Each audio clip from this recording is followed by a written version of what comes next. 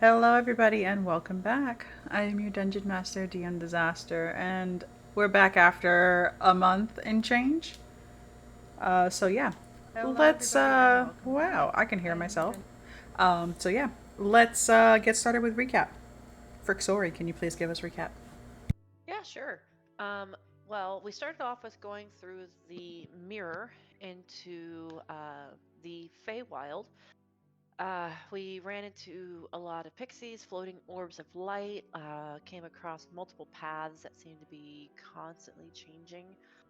We decided to head north, um, and during our travels, we learned that several pixies had kind of taken over Rem's hollow body and they were kind of throwing a little mushroom party on the inside. Um, the path that we're on seems to be a natural, commonly used path, but there's still kind of something haunting around it. Wiggum notices something in the bushes. Before it disappears, he throws a rock at it, and in return, he sees cat eyes peering at him through the bushes. It ends up being a displacer beast. We fight it, and we kill it, and a whole bunch of other displacer beasts show up with one big angry one at Olerin because he is wearing a cloak of displacement. Um, No regrets. we, yeah, something about wearing the fur of its own kind and getting pissed off about that. Um, we somehow managed not to fight the rest of them. Um, Frixori convinces the pixies with her candy dice to take us to their leader.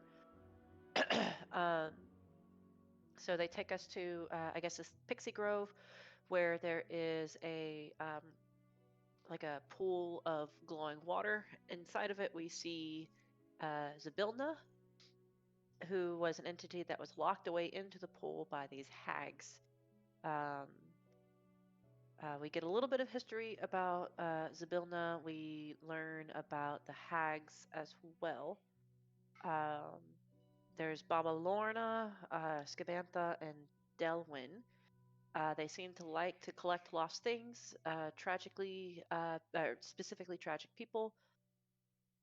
And we seem to be on the hunt for someone who has been possibly taken by one of the hags. We find out where they're located. We find out that we need to uh, get a hold of an alicorn. We need to go find Amador the Protector. Um, Frixori says thank you a whole bunch to the pixies. I Bit too think many times. way too many times. Um, then we go to rest for the night. Wiggum dreams about this glowing tree um, with a lot of fruit that suddenly fades, and instead of the like rotting fruit falling from the trees, it's bodies. Um, and when they split open, he sees every life and death that he has endured. Something about reincarnation. Olerin is in a dark room with a furnace and glowing metal and spinning gears. He's working tirelessly on making Rim. Uh, and at one point, Rim should be up and talking to him. Something's not working.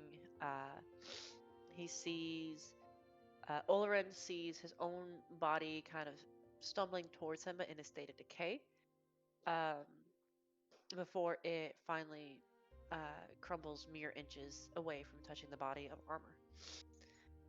Frixori sees the halls of mirrors in which she looks in and sees her past, which is her parents and her sisters' faces that are contorting with fear as a night walker reaches out and grabs them. Um, we wake up. We travel to where did we travel to? Was it hither or Yawn. thither? Yawn. We travel to Yawn. The other. um, there we meet Gleam, who is an elf wearing a crescent moon mask. She doesn't cast any shadow. We also meet a 3-foot tall dandelion with a rapier and a honeybee named Pollinella. Yes. Gleam is from the carnival. She is here looking for her sister Glister. Um, and she thinks that Endolin captured Glister. So we have agreed to work together to go into Yon and free Glister and go on search of the person that we're looking for. Okay. Thank you. Thank you for that lovely recap. That's good. You get I take good notes. All right. So you're all traveling at this point. Amador, the dandelion, is moving through. This is all mountainous terrain, but of course there are a little bit of foliage there. And you see whatever is there, he is hacking and slashing with his rapier. You see Pollinella buzzing around him, sitting on his petals every so often before continuing on to buzz again. Whenever there's nothing for him to hack and slash, he does pause. And again, despite having a face, you see the way that the petals turn to look towards Pollinella. And you can almost swear there's this wistful look on his faceless face. Gleam, you can hear her stepping behind you, very faint jingling of the bells on her body. How long have the two of you been here? If you don't mind me asking. Which two is she referring The two it. of Yeah, you. it's 3. to? Oh, the three of you, yes. God dang. Chocolate. I mean, 4 of us. That guy, he's in the corner somewhere. He's shy. He's just shy. uh, what do you say, guys? Like a day? Day and a Yeah, half? day and a half. Yeah. Not long. What about you? I've been here for several years. Whoa. Oh. Years as in this land years or Yes. other world years? No, this one. Does is the time the same? I don't believe it is. From my research, I've heard that a day could be a week, a month, a year, or no time could have passed at all.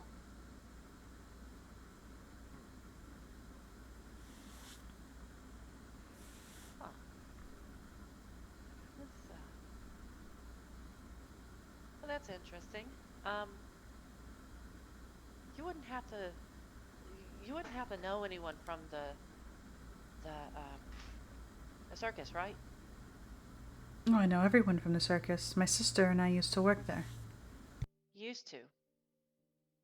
Hmm. Do I remember anything about them? Yes, you would have encountered them before. You do know that Glister has suddenly gone missing one day. And on top of that, it was shortly after Glister had gone missing that Gleam disappeared. How? Before you would have seen Gleam's shadow wandering around the carnival alone. Okay. How long ago was that roughly? About a year? Okay.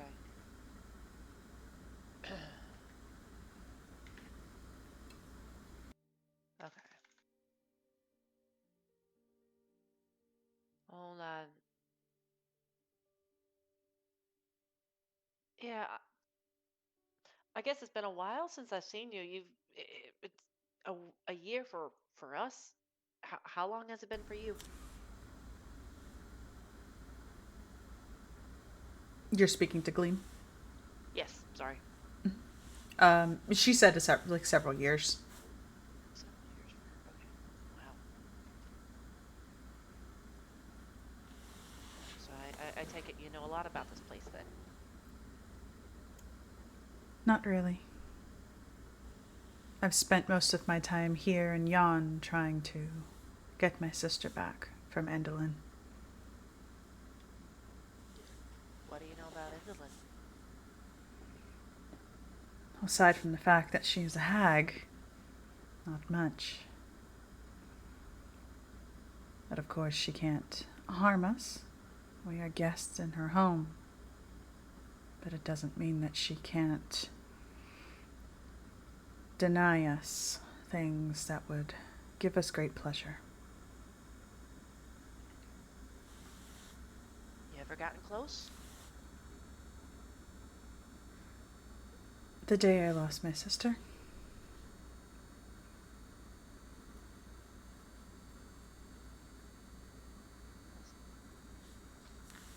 Sorry to hear that about your sister. I know a thing or two about that. Um, how did you meet Mr. Dandelion over there? There's a moment where, even though she's wearing this mask, you can see a little bit of a smile. He had just freed Pollinella. He was fleeing. Just so happened to run into me. Literally.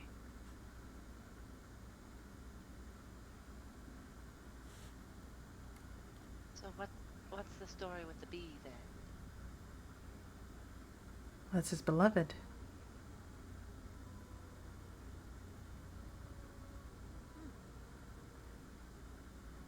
You should. Yeah. Beloved, you mean this in the literal sense? Yes. I mean, there's the whole pollination thing, so I guess that makes sense. Yeah. Just double checking. She nods her head. He had saved her from the Cyclops beekeeper. Of course, there are many others. The Cyclops beekeeper. Oh, okay. I thought I misheard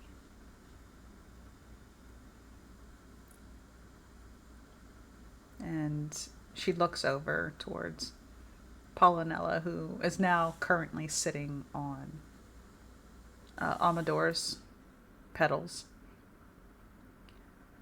She is a queen bee. Many of her children are still there. We know that she suffers. She misses them greatly, but Amador can only save one. So how did they meet? Because he's a flower, he shouldn't really be able to do that. And she's kind of like pointing at the whole bit of walking and swinging a sword. And she gestures around grandly. You're in the Feywild. Anything is possible here. Yeah, we were just attacked by invisible cat monsters. And made friends with some pixies. Oh, I'm sorry. Yeah, she made very good friends with them. What? I thought they were nice. Yes. Ish. And Yes. What? you see she gives you that sympathetic smile and just continues walking, following after Amador. What did I do? Frickstore's just kind of like confused. What do? So, you all continue walking. You're not entirely certain what time it is, as at any point in time, it can go from bright to dark in a matter of seconds. But you hear thunder. And looking upwards towards the sky, you see that there is a large metal rod in the shape of a moon.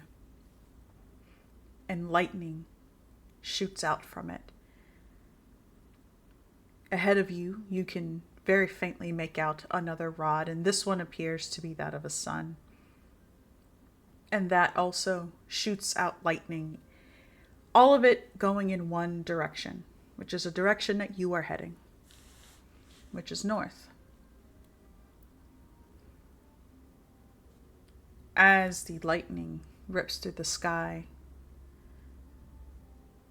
you see that there is no shadow clinging to Gleam as it does to all of you. And she sighs heavily.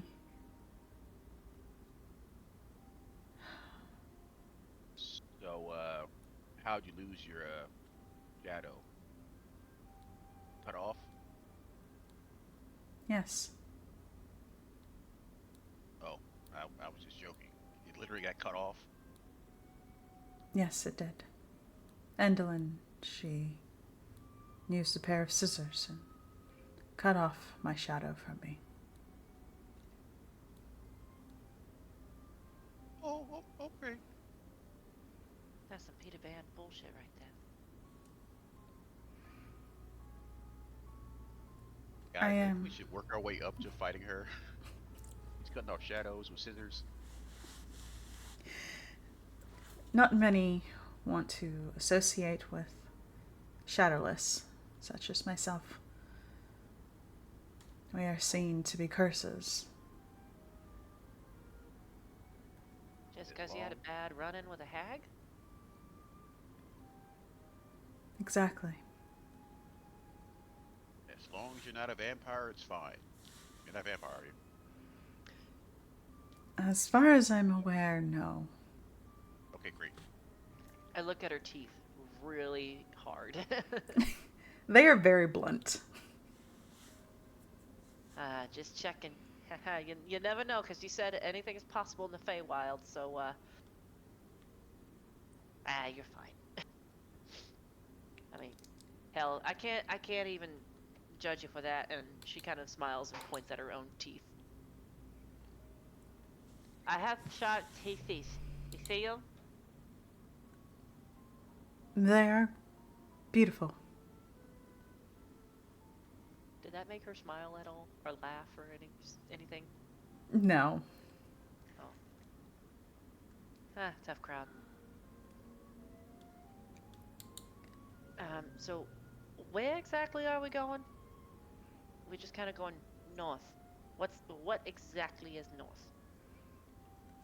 And she Assuming. points towards the very large looking castle at the very end. Aes'Taldon's home. Where the lightning's going? Yes. Appears so.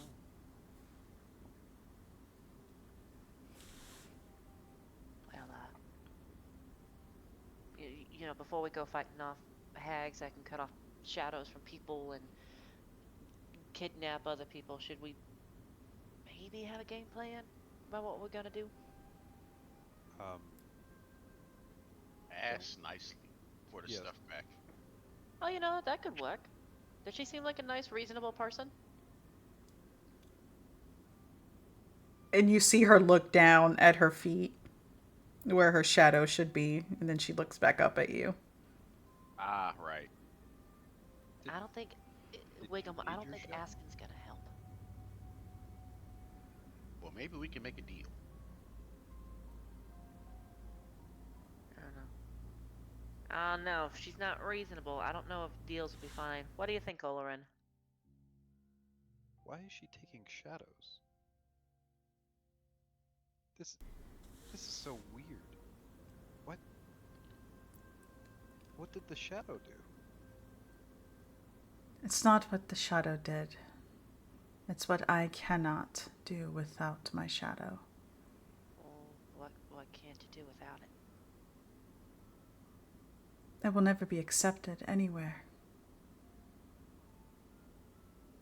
Even back at the carnival?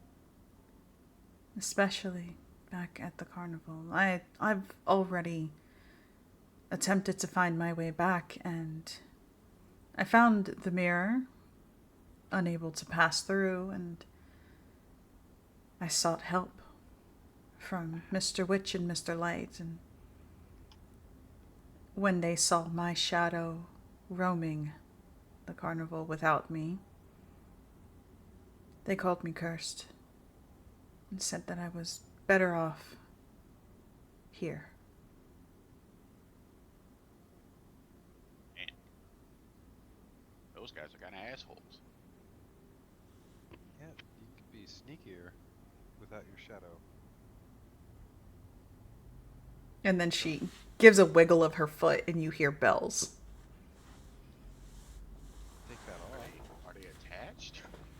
You don't see bells, you just hear them. Oh, Oh, That's. Yeah, I don't think you can really sneak around with that. well, you could do a dance and still make money. Uh, Make music with your feet. I would prefer to have my sister. Yeah, that'd be preferable. do you want to go to the beekeeper guy first, and then go to Hag Lady? When you Cyclops mention vibe. going to the beekeeper, Amador dumps what looks like a dead rodent in front of all of you.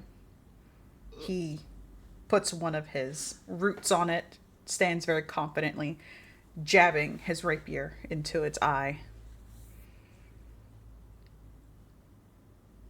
Who wishes to fight the Cyclops? Is it you? And he's pointing towards you, Wiggum. I guess. You are much too little. You have no What? strength. Oh, Well, now that's a kind of a rude thing to say. is Wiggum taller than this dandelion? You're roughly the same height as this dandelion. He's probably has maybe an inch above you. Oh, it's the petals. It's just the petals. His No, face hold is on. lower than what I am. We don't count the hair when we measure people. I mean, I guess we could take your hair and kind of, put some gel in it and make it go up and, I don't know, maybe give you an extra inch or two. Do you have hair? I No, don't know I'm if you have bald. hair. No, I'm bald. Oh. Uh, Would you Mm, like hair? yeah, you're kind of SOL on my end. no, I don't want hair. It gets tangled up and everything. I think hair's pretty swell, and I'm like twirling my own hair in my finger until it gets like knotted up and like tangled up in my finger. All right, Oh well, you shit. don't have to make me Fuck. feel bad about it. You know, just let me be bald by myself and be happy about it. You have to rub your hair in my face. I mean, do you want some? I got plenty. No, I don't want your amazing hair on my face. Head. Uh, I mean, you would look good with a mustache, maybe. e- even if it's kind of like glued on. We're getting off the subject here. Okay, Cyclops. Are we doing the Cyclops? Is there a West? Is which one is West to deal with? The Cyclops or the Hag? Well, I don't think I'll, Cyclops have hair, so we're over the hair thing. We're talking about just fighting, punching stuff. Amador, Gleam, and Pollinella all say the hag when you ask which one is worse. Pollinella simply buzzing, so you would very safely assume she said the hag.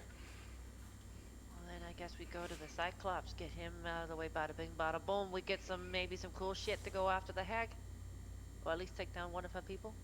what if we get the Cyclops on our side to attack the hag? I don't know. I'm sure the Cyclops has some dirt Maybe between his toes. on the hag. You I think think he he's just gonna has, throw dirt on the Hag? I think he just has bees. He's bee. He might throw some bees on the hag. I don't know. He might know a weakness that the hag has. Bees?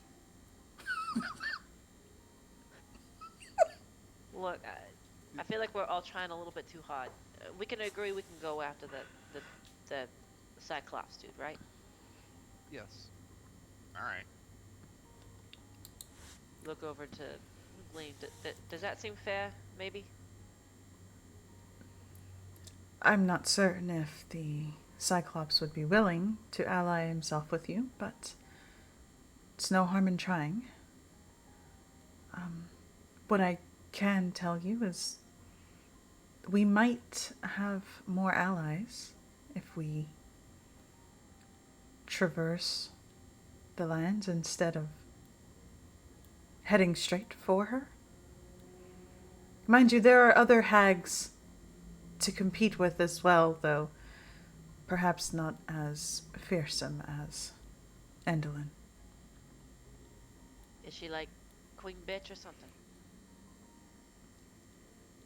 The three sisters, they rule together. She is perhaps the worst. Oh.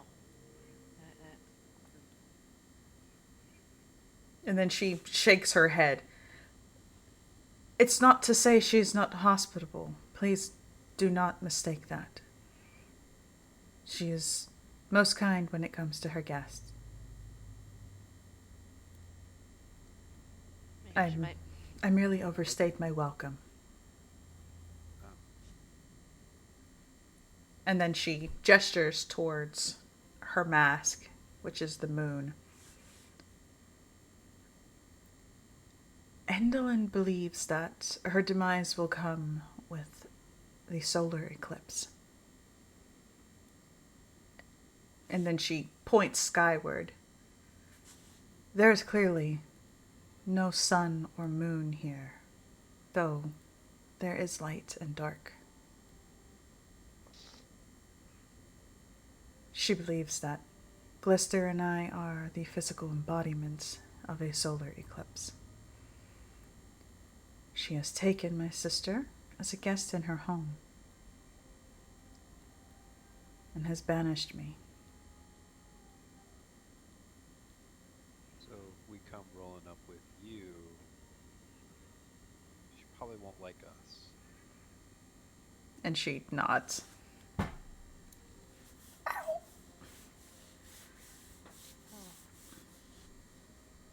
Well, when we roll in, you could just be something else.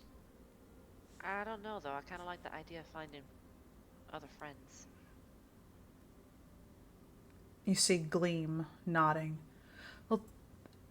Well, the mountains, they're homes to the Korred. Their hair, and she gestures towards your hair, Frixori. Their hair is about as strong as iron, perhaps even more. If we can go to Lockberry Henge,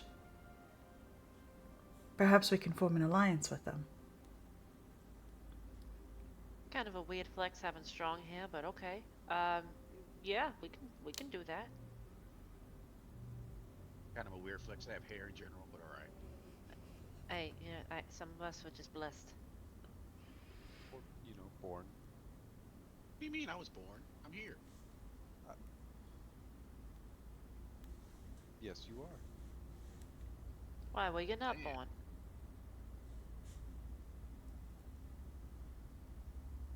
Turns looking man who was maybe not born.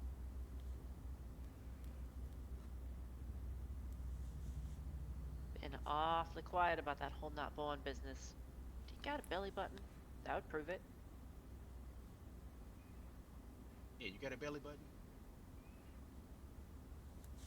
I go to poke Uller in the stomach where I think his belly button would be. I mean, you'd feel a belly button. No, see, look at that. He was born. He's fine. He's just fucking with us. All right. I guess then that these what did you call them? The Little people? Korreds. The I guess we go say hi to them. yes, we can head there. Another two options. There's an elf prince named Eligarthus.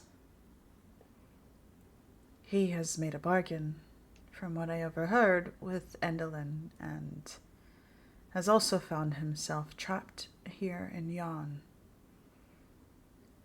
He's currently at the Fey Beacons, searching for a way home. And she gives a shrug. Now, the final one would perhaps be Hurley. It's a bugbear. He has also made a bargain with Endelin, and apparently he got the short end of the stick. He Well, what do you mean by performs. that? He performs in her quite morbid theater. I can tell you, Hurley did work for Mr. Witch and Mr. Light as well. Though by the time that he was working there, I and my sister have already left. But his brother Burley was there. Is he still there at the carnival? Is I that know. the Hurley wishes to meet him very soon. Is Burley the bugbear that the guys talked to before? Yes. Okay. Cool. Uh, yeah, Burley's still there. Oh, that's fantastic I didn't even know news. he had a brother. Yeah, damn. Bargaining with hags sounds like rough business. Being in the Feywild is rough business. I don't know, guys. I'm a little partial to the bugbear thing, but just because I know Burley, but royalty and mountain people doesn't sound half bad either.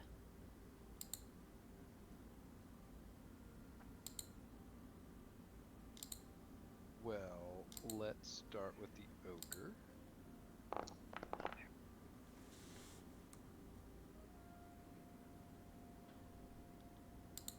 There's a bugbear?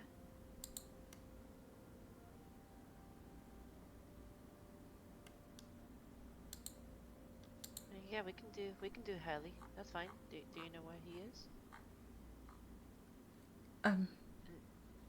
You said the theater. Is that inside of Indelin's place? Yes.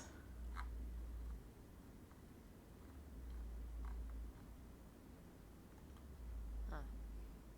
Probably don't want to go to that one yet then. Yeah, I don't really like the idea of announcing our intentions, you know? Can I get everyone's passive perception, please? Oh, God! It is 20. 17. 15. Okay. So, let's see. All right. So, Wiggum and Frixori, as the two of you are speaking,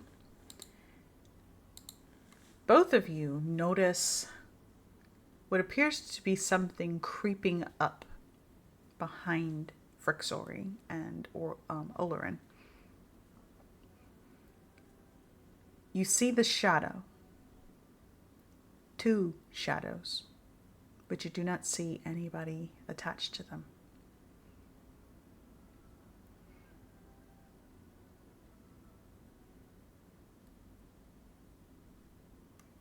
Is one of them in the shape of the moon lady? No, it is not.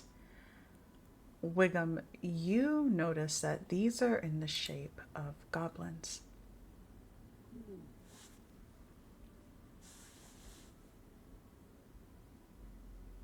Try to Okay. sneak up on him. You guys okay? You're kind of staring at me weird. Hush, hush. It's goblin season. Uh, And I tiptoe walk over to where they're hiding slowly.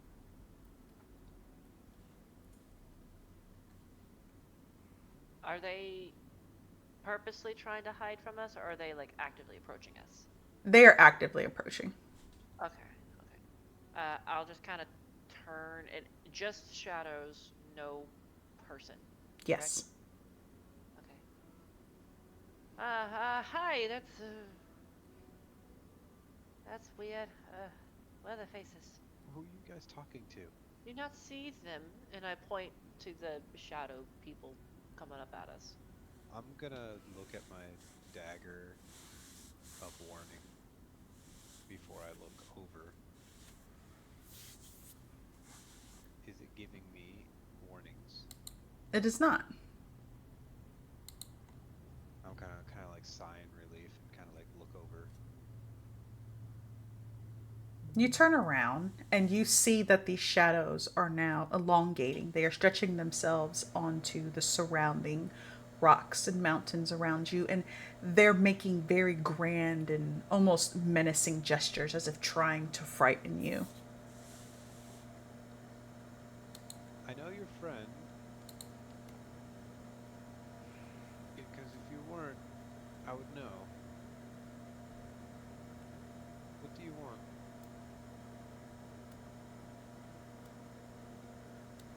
You see one of the shadows drop their hands down to their side as if slapping their thighs in annoyance, but you can't hear the sound. The other one is continuing to make an attempt to make spooky gestures towards you as if to continue to frighten you. I'm going to pretend to be frightened.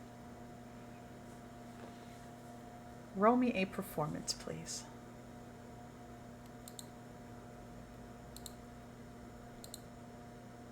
Performance. It's on the character sheet, right? Yes. You're going to go to attributes and then scroll down and you should see performance. There it is. Hold on, Okay. And so you put on a very convincing display of you being frightened by this shadow. The shadow itself, you see, looks to the other one and gives it a high five. And then they seemingly turn and begin to make their way away from you, back towards Endelyn's home. Do you think they came from there? I'm almost certain they did, but You think it's bad they saw us and now they're going back to Indolin? no, I don't think it is. I have a feeling that their body was taken, but their shadow wasn't. So I don't think they could have harmed us. And I don't All think right. they can speak to the hag either, so Do you think it might be an invitation? I think it's goblins being goblins. What's that supposed to be? Uh, you're different. What's It's that supposed to mean? Yeah. he's let's just go. All right. Come on. In the top left of your screen, Wiggum will remember this.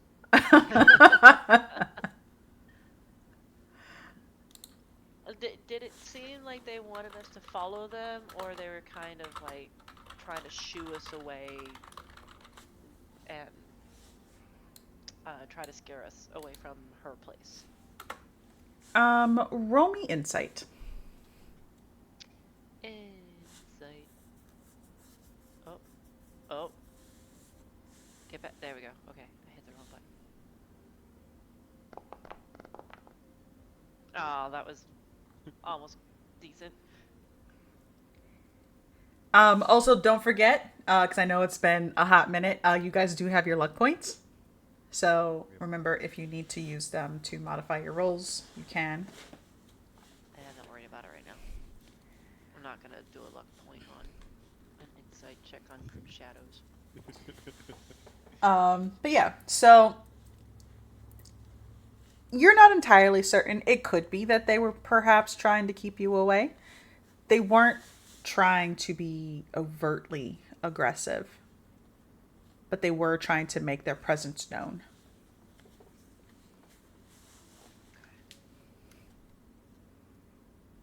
Well, if they came after us, either they're gonna tell her that we're here, or she already knows that we're here. which case, eh. Well, this is her domain, so I'm assuming she already knows. But do we still want to go fight the hair people? Well, not fight, but meet the hair people I and mean, or the elf prince. I look over at Gleam. Do you think the Endolin's gonna get in our way if we don't make proper greetings?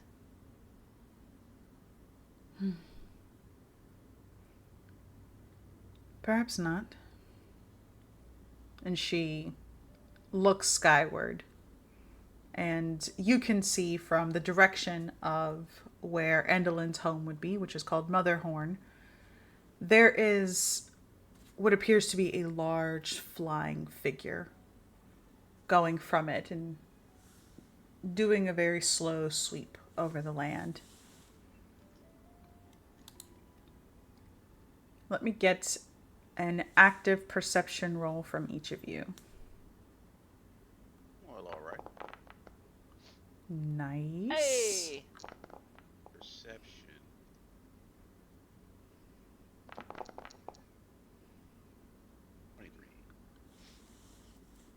Okay, so Frixori, you and Wiggum.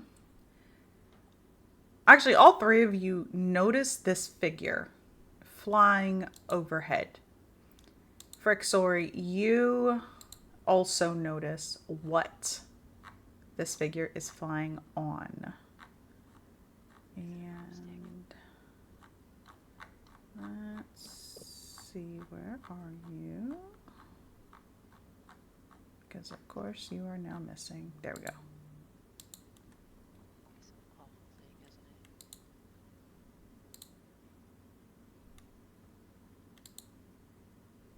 it? Oh! Glad I don't see that. Is that the entity that's flying, or is the entity flying on top of that? They are flying on top of something else, but this is the entity that you see flying. And then you see them flying on.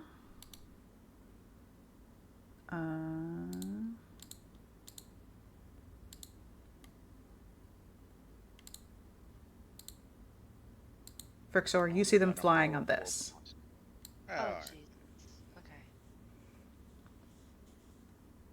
That's just a bird. Oh. Okay. Looks like a giant shadow. Yeah, no, that's kind of terrifying. I don't like that. I don't like that at all. Clean, what's that? The bird. What is it? That is Endolin. Oh, sweet fuck. Okay. So, well, she knows that we're here. Terrifying bitch, I'll say that. Okay. Um, Are you sure? I, do you not see her? And I'm like actively pointing up at this figure that is flying over us, heading back to her home. I'm gonna Wiggum adjust my squints glasses. and does the binocular things with the hands, like it's going to zoom in any. That's just a bird. Wiggum. Yes. As soon as you do that, your vision amplifies. Oh. I am magical. I mean, we could have told you that, but So you are now getting a better view of this flying figure. You can see that they are haunting in nature, skeletal like. Their dress itself almost looks to be a tent. And where the dress and the corset were to meet appears to be a stage. This figure moving their arms and marionettes dancing upon it.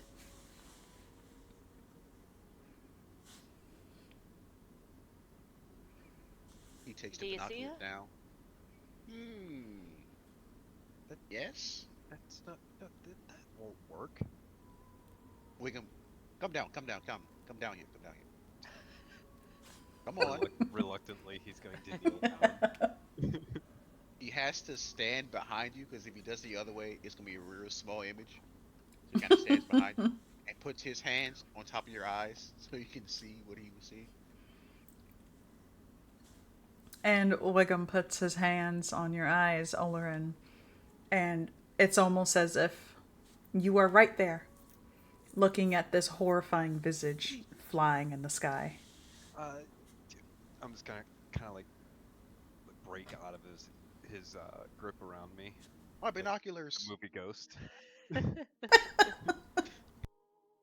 except with Ulrin and Wiggum.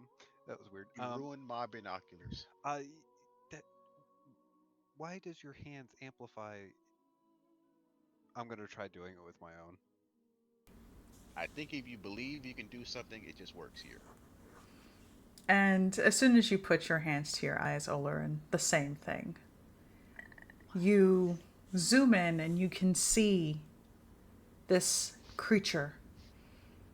And then you see that she looks directly at you. And I need you to make me a wisdom save. Oh. I'm gonna wave. You're gonna wait. It's like, Throw up an eye, hi. please. Hi. Bye, bye. Wisdom save. Oh my Yes. gosh. Oh God. You'll be fine. Just don't roll a one. Thanks, I don't Wiggum. build You're wisdom. going to curse him. You're welcome. I know. You're welcome. Yeah, he never Don't roll a builds one. wisdom characters. That's great. I never do. Be fine. Just don't roll a one. I'm trying to find out where it is on this. So looking at your attributes, if you look on the left, you should see where it says like strength, dex, con, everything going down. Click on wisdom. Okay. Yes, yeah. Oh, saving throw. Gotcha. Oh man, that was almost a 1. It was.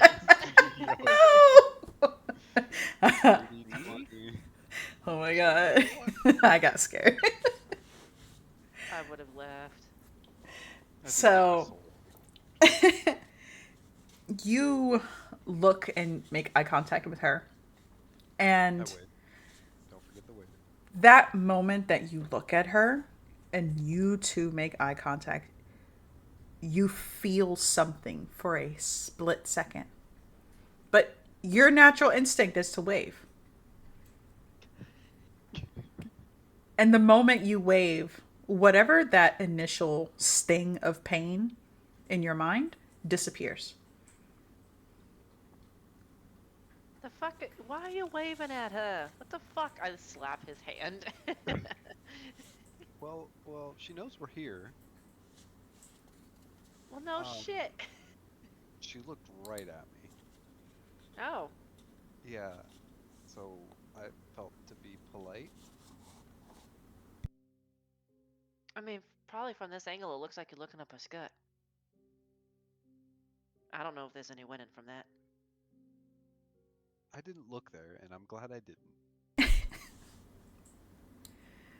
Oh, that would give me nightmares. So Oh, at this point, you see Glister, or Gleam, you see Gleam watching the three of you, looking up skyward. And the henge is that way, and she points off over just slightly to the left. You can see that it is a large mountainscape. is that With- where your mountain people are? Yes. The Coreds? Yes. Alright. Are we... Is this accurate in that we're by this body of water? Yes. Okay. Well, we could save time if your binocular hands worked. I'm gonna believe. I'm gonna take a step onto the water and try walking on the water. Just cut across. And you go to step in the water, and your foot immediately sinks in. Oh, shit. I will grab her. Well, I guess some things are possible. Clearly not anything. I mean, you tried to walk on water. Wouldn't you if you found out that your binocular hands actually work? I don't understand why it works, but again, you tried to walk on water.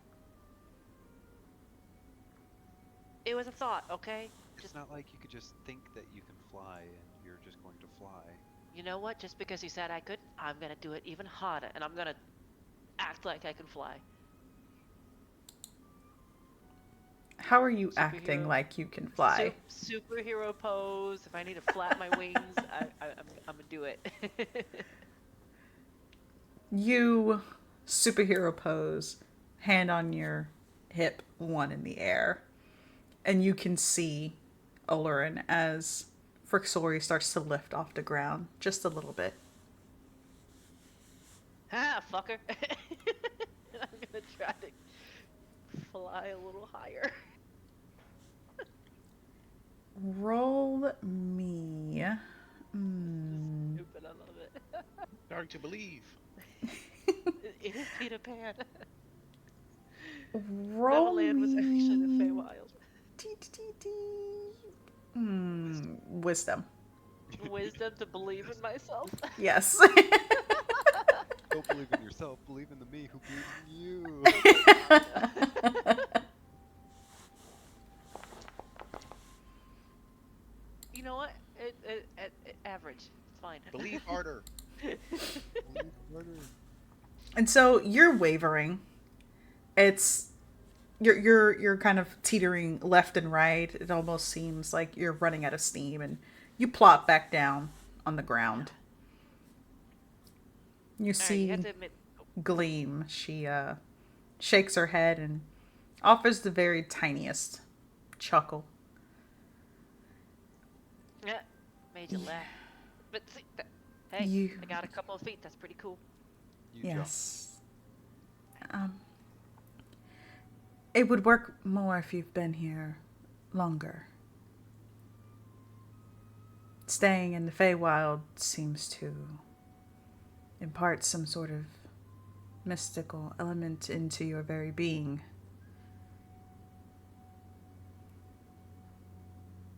Well, if a day and a half got me 3 feet in the air, imagine what a couple more days could do. But looks like it's the long way to the Korets. And she nods and begins to walk.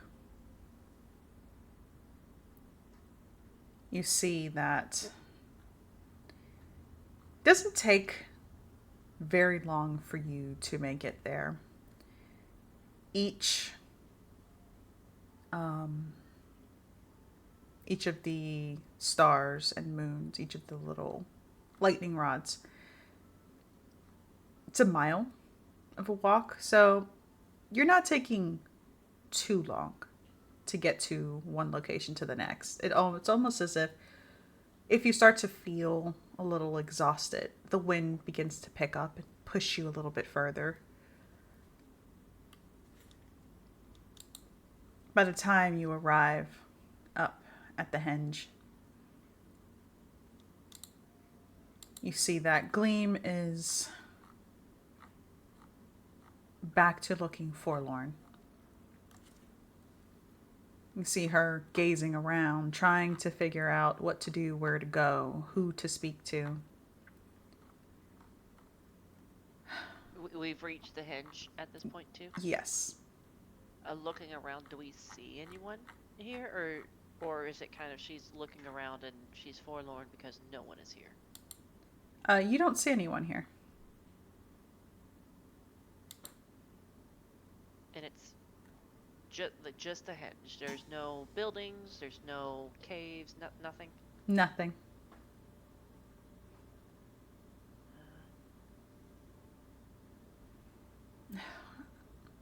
I honestly thought they would be here.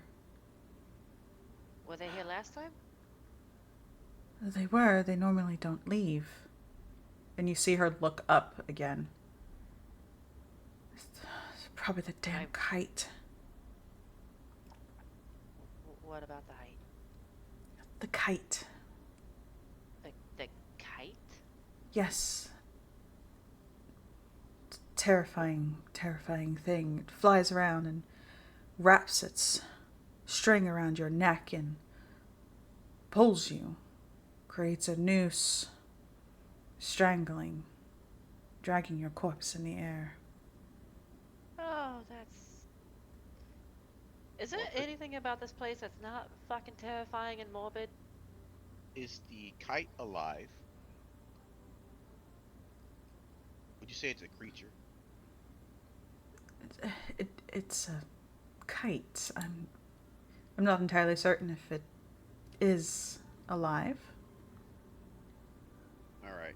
Wiggum uses his hand binoculars again. About how high up is the kite? And she points in the direction of the kite. You can see. I'm gonna think real hard that I can see distance in my hand binoculars. You can see that the kite is about another mile away from where you currently are. You see that it is bright green with white stripes. And it's just floating. It looks like a normal kite that has been lost. Hmm. Is there a body? There is no body attached to it.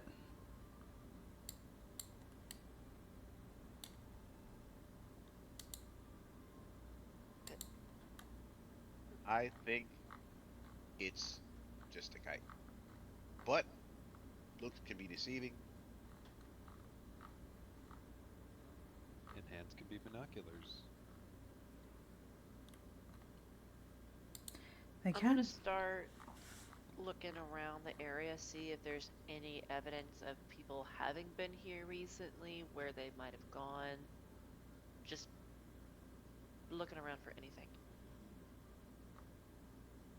Okay, roll me. You can either do investigation or perception. Investigation to actively look, and perception to kind of scan, actively scan. I'm I'll gonna do. give you guidance. Oh, guidance. Yeah, Wow. 1d4. get 1d4. Boom. Oh, Oh. I give you my d4 and you waste it. sorry. I mean, it's bound to happen. My last roll was a natural 20, so. So you scan. You're looking around, and everything just looks like rocks to you. Some are standing, some are on the ground, some look like tables and chairs.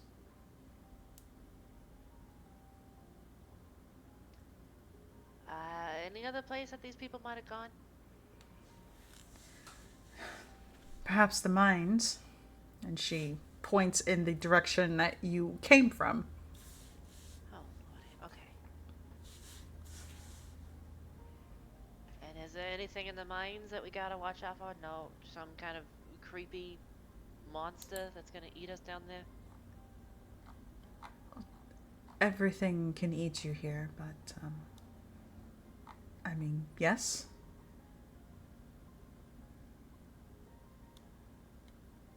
Alright. We can stay here and wait for your people to come up, or we go to the mines, or fuck, I don't know. What do you guys think?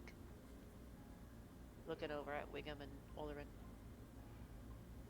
I think since I think Edlin kind of already knows we're here. I think we should go try to meet the other people rather than waiting here for someone who might not show up. No offense, but you know. So then do we go to the mines, or do we maybe go see the the prince, or Hurley? Well, I don't like walking back where I just came from to go Well, to the you could mines. Plus, there's displacer visas that way. You could Well, try flying. they don't hate me. They just hate you. Well, not all of us can be perfect, Wiggum. I know, right? Um,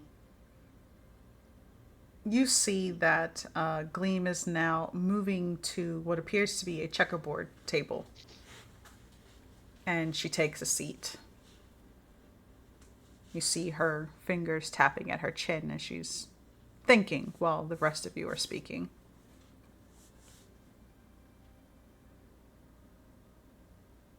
You, well, you, you gotta play with since yourself.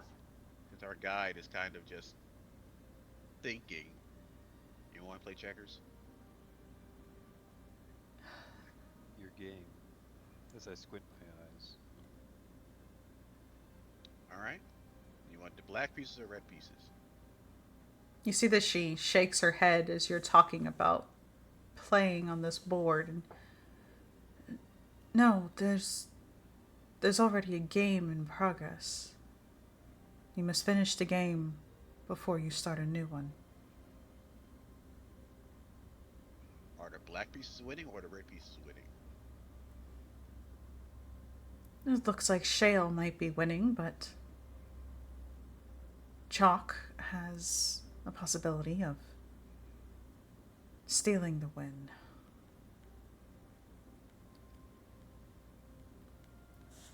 I Shale need the three of you to roll me a insight check, please. Well, all right.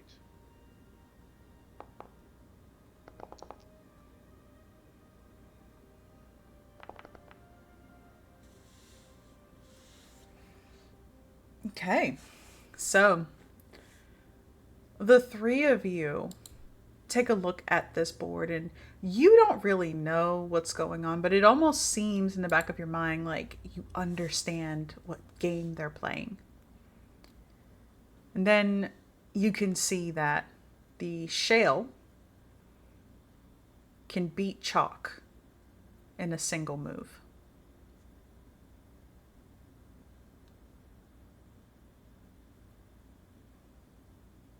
Which side is Gleam sitting on? Is she on Chalk or is she on Shale? She's on Chalk. And you said it was Chalk can beat Shale.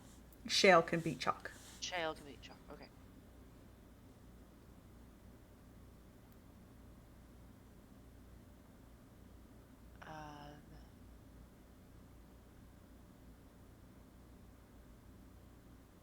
Can we assume whose turn it is? Yes, you see that there is another piece of stone. Looks like flint, and it is on Shale's side. Okay.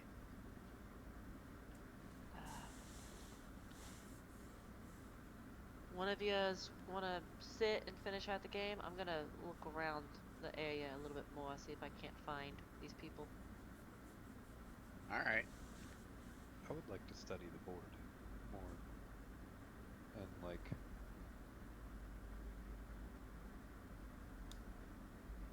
I guess the main thing I'm trying to get at is which side I should be on.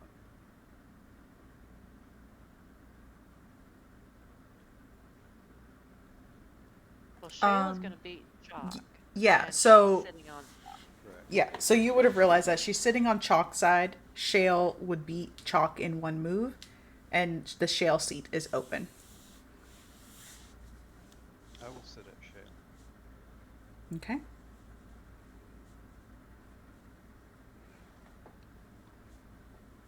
And so you sit at Shale. You see that Gleam looks up at you, Olurin. I can't make heads or tails of this.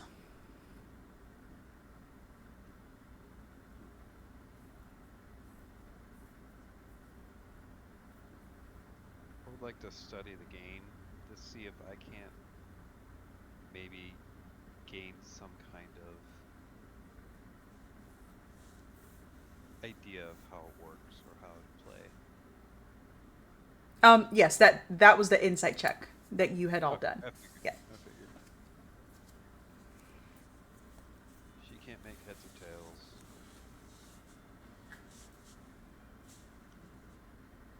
Guess I'll make that move. Okay. So you grab onto this piece of shale. You slide it over, set it into the correct spot, and then you hear laughter. From in front of you, you see a figure emerging. And let's get the picture. You see that it is a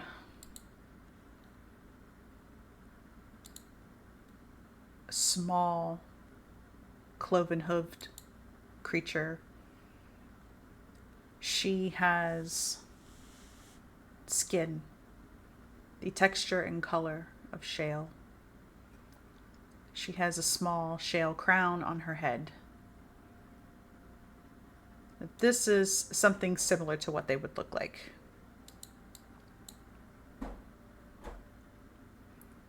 She is laughing. You see, I told you. One move, and I can beat you. And you see another figure emerging right beside of Gleam. You see that he is chewing on rocks. Yeah. Whatever. This one has the skin and texture of chalk.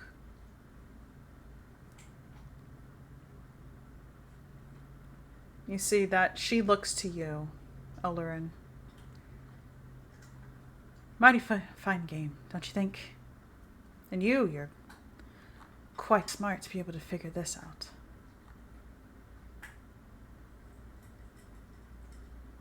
Thank you.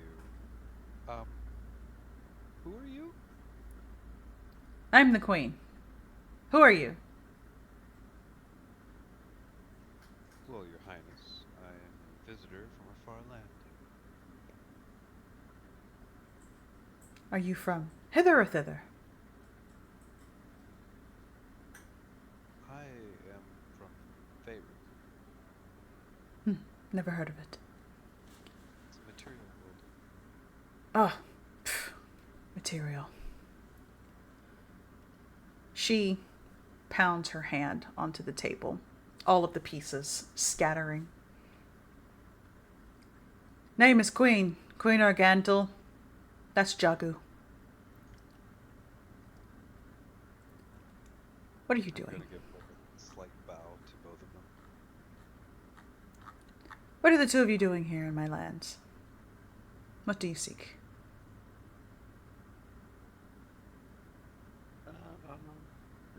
Help.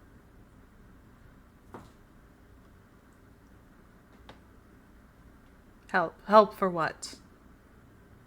To talk to hag lady. Gentlemen, You say that, and she shh. Do not speak her name. And you just hear from all around you just a cacophony of shushing noises as more of these figures begin to emerge from the standing stones around you. okay, there are a lot of you. Oh. Frixori would have like started going up to one of the hinges when they like appeared out of it. Oh shit. Oh, hi.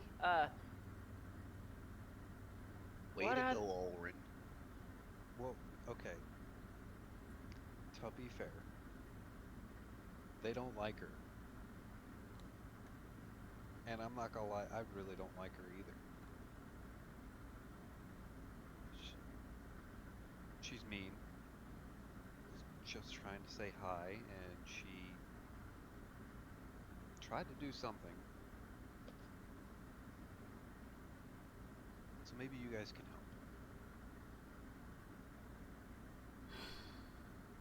back over to Gleam? Are these the Koreds? You see, Gleam is nodding. Yes, these are the Koreds. Oh, goody. Yeah, we friend over there needs help. We're looking for someone, and big bad bone lady needs to, I don't know, not be Dispersed. big and bad. You see that she shakes her head. She is a hag. How do you plan to destroy a hag?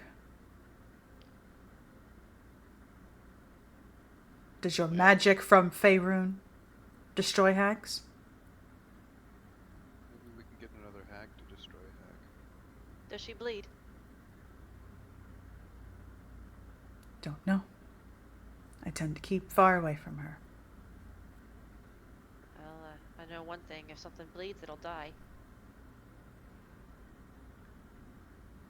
You hear well, the other one, Jagu. It's like, you know who should die? And he starts chewing on more rocks. The Briganox. That's who should die. And they all around you begin to cheer. Death to the Briganox, death to the Briganox.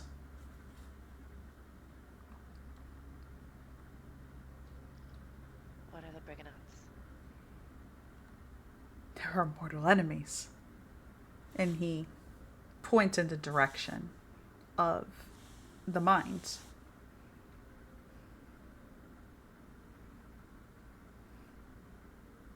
You see that the queen is now rubbing her chin.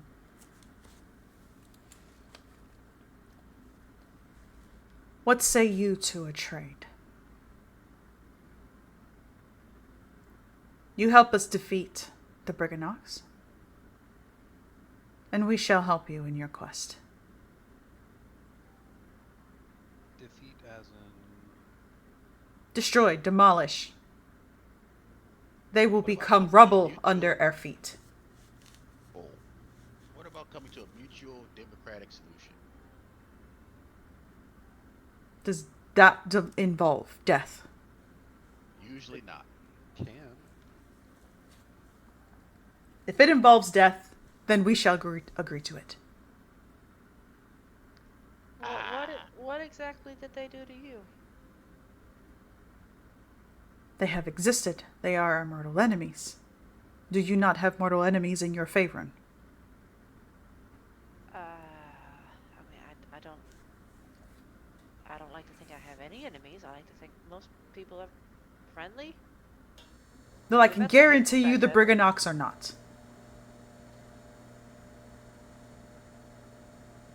Have you talked to them? Why would we speak to them? They are our enemies. Well, you don't seem like you're attacking them right now, so We are planning. I can tell by hiding. You see that if she could bristle with anger, she would. Are We do are not trying to hide. get us to attack us? Are you trying to do that? No, no.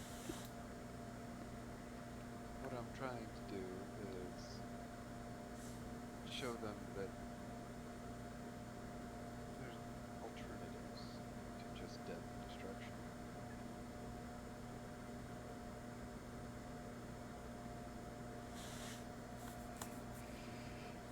She lets out a very raspy sigh.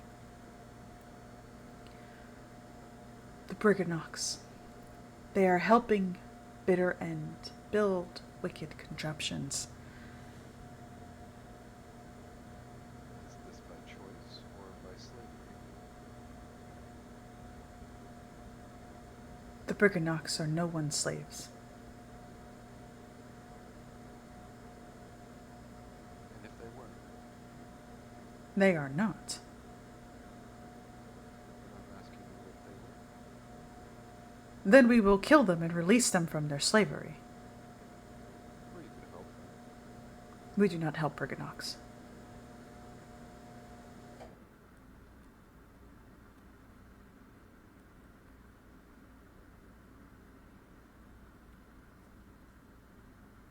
I look over to Gleam.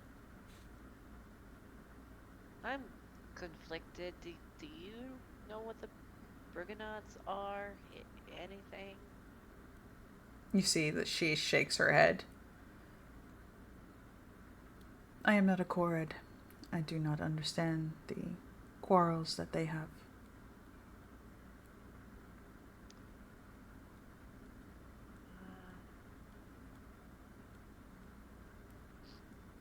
Look, at the end of the day, all we really need is to find your sister and get Helenella's kids out and possibly look for this other person's soul, right? And then the lost kids. And she nods. Yes. And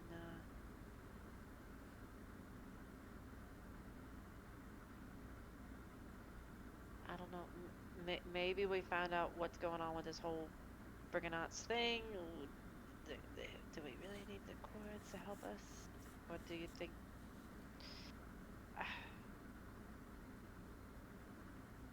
And But just she's go there, see what happens, and what happens happens. We could do that too. she stands, Gleam. If you do not wish for their assistance, then we are free to leave. Well, no, we want help. It's just I don't like the idea of murking people without knowing exactly why. That's all. You see that the queen grabs a rock, begins to crush it in her hand, and then she slams it down on the table, and you see that it is a very large star sapphire. We will pay you in this. Oh shit. Wiggum takes out his hand, not binoculars, just takes one hand and uses it as a magnifying glass to maybe look at it closer and assess how much it's worth.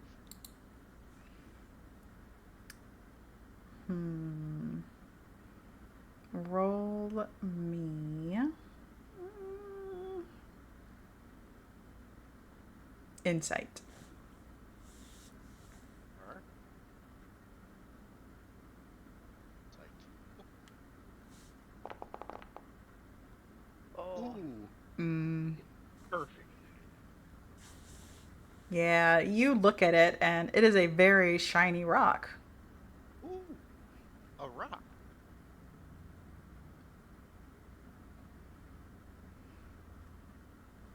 That's more than just a rock. That's a couple of shinies right there. Is what that is. It's just a red rock. Okay, who says we can take it back with us?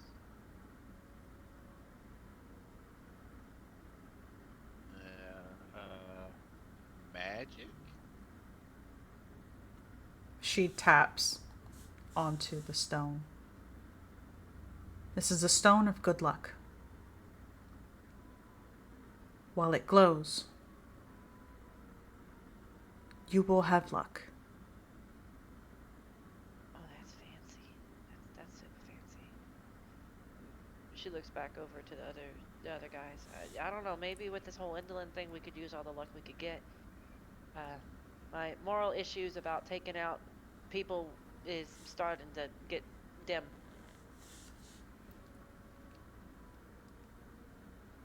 Really? A shiny rock?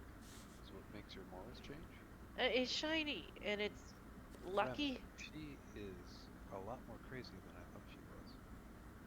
You're the one that walks around with an empty suit of armor. Okay? He's not empty. I There were knock on. literally fairies in him. Yes, there are fairies in him. And he says this in like disgust almost. Well, alright. So we're going to the mines to talk and or attack the denizens. We can at least talk. I said and or. Could we possibly have some luck talking to your enemies? It would be a shame if we went over there to take care of them for you and we just die. She's asking for half now, half later. Well, it was more like all now and maybe some more later.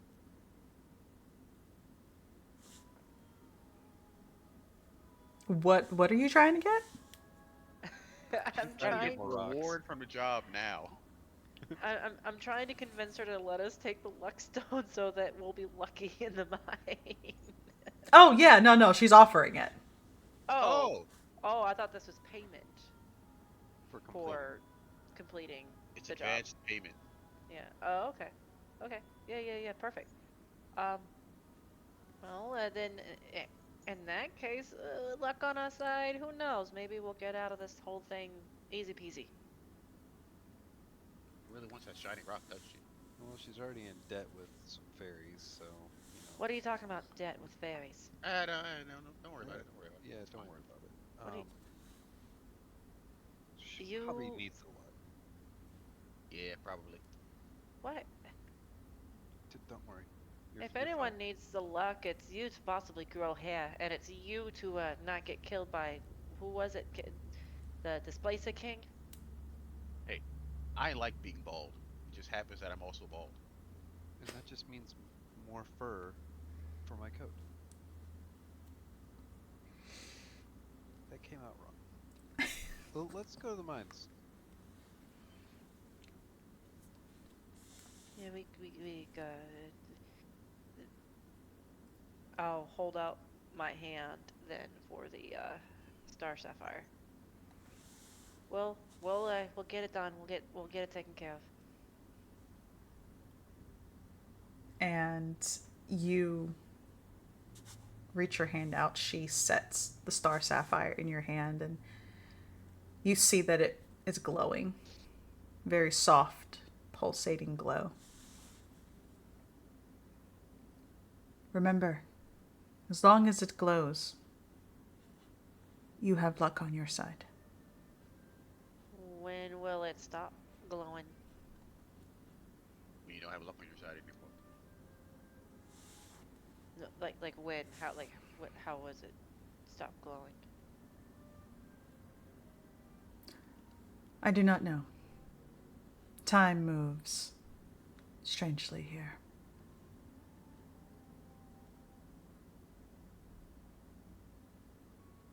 You see that Jagu is walking up behind you. He has a rock in his hand. He's chewing it like it's an apple. 24 hours.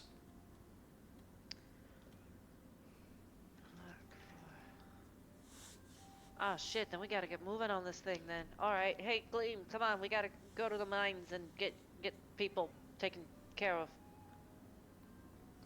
Starting to sound like a hitman. Not necessarily. And Gleam gets up and starts to walk. You see that Amador is trying to step around the Koreds as they are now trying to pluck his petals. Leave So Flower Man alone. all of you make your way over towards the mines. The closer you get, you hear the sound of pickaxes on stone. It gets louder and louder until finally, when you arrive, the sound stops.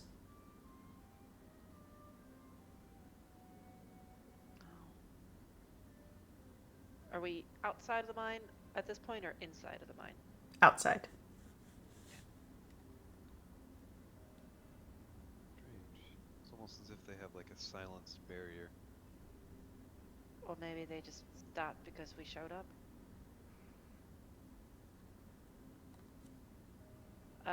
Approach the door of the mine. Hello? Anyone there? You hear your voice echoing. And then you hear a noise emerging. Figures stepping out. They very much look like Koreds. Though you see that what the Koreds with the queen have long, dread-like shards of rock for hair. These look as if it were shorn clean. You can see bits and pieces where it's regrowing, but for the most part, all of them are lacking the long, corid hair.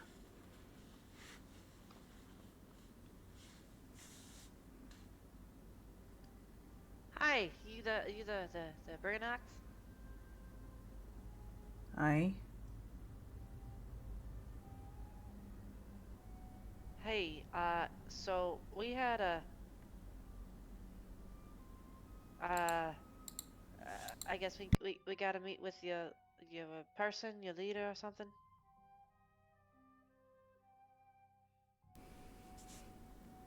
What do you need with them?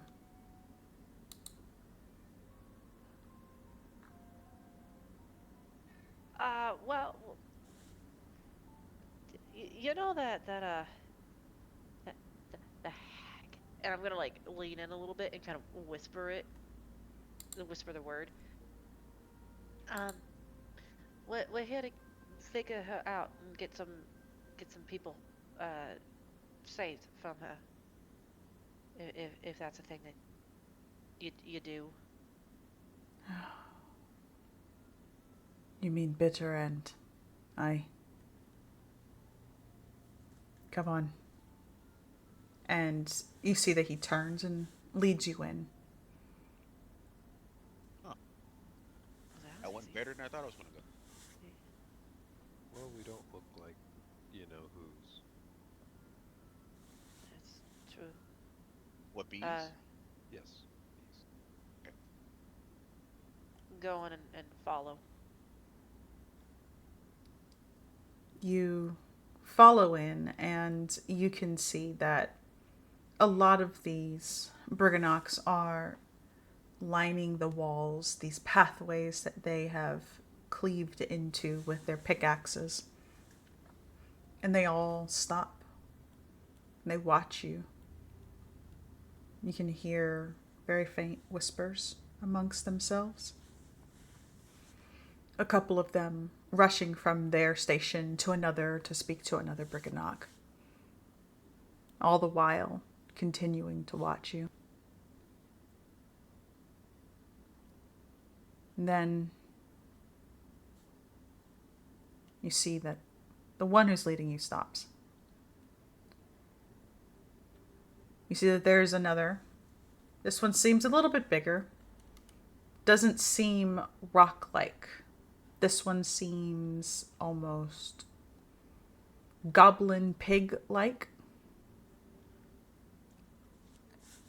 It has tufts of white hair on the sides of its head, the top part bald, the nose very much pig like, but the rest of it almost goblin.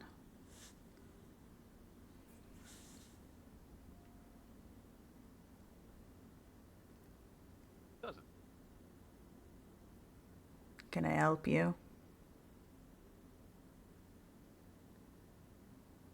Well, Yeah. lucky person. Uh, he's yeah. Hi, I'm uh Don't use here. your real name. Don't use your real name. Hello, what do you need?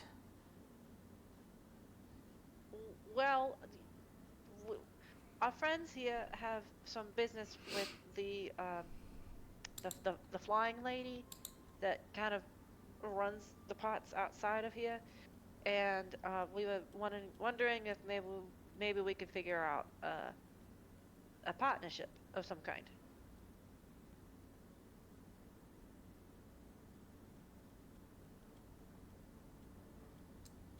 Do you mean bitter end? People keep saying, "What exactly is bitter end?" That is the hag. Ah, makes more sense now. Well, yeah, we gotta get some people away from bitter end.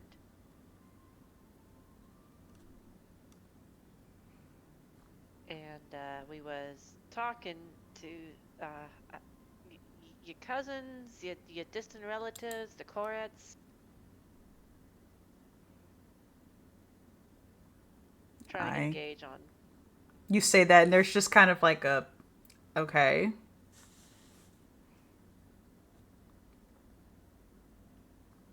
They said something about you guys maybe being able to help. Maybe.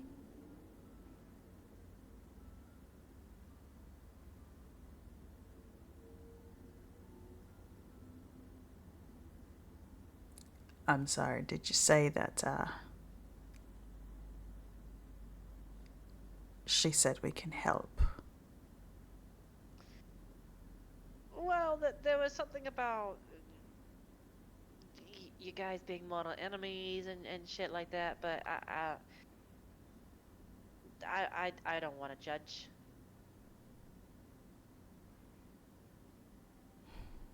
You know, what's the story about that anyway? We're mining day and night. Supplies going to Mother. Whose mother? Whose mother? Mother Horn. Oh. Oh. Are you working for for her? You see that when you say that, he grabs onto the handle of his pickaxe a little bit harder. You can hear the wood splintering underneath his grasp. It's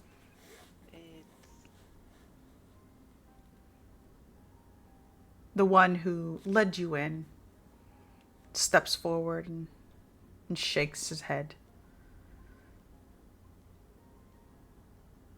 We don't work for bitter ends. We are enslaved is the best way to call it.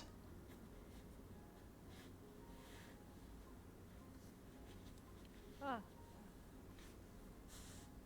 Oh, sorry to hear about that. I'm guessing then you might be interested in not being slaves anymore.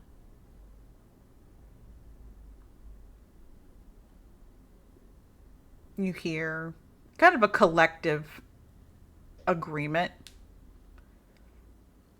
and then the leader just, and what are you going to do about it? You don't look that tough. Well, we're tougher than you think we are. I point over the Wiggum.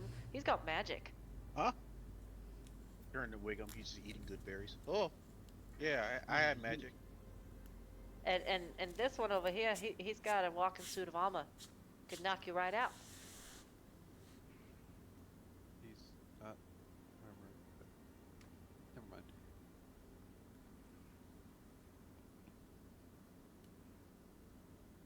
So we're tough. Hmm. I bet you are. So, Well, I can do something just to show you something, I guess. Ah, yeah, just produce flame. I don't chuck it at anyone, but I just make a flame. I chuck it at the ceiling.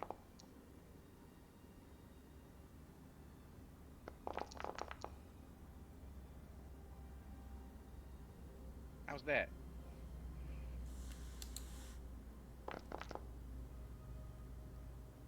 they watch as you produce this flame in your hand and hurl it upwards.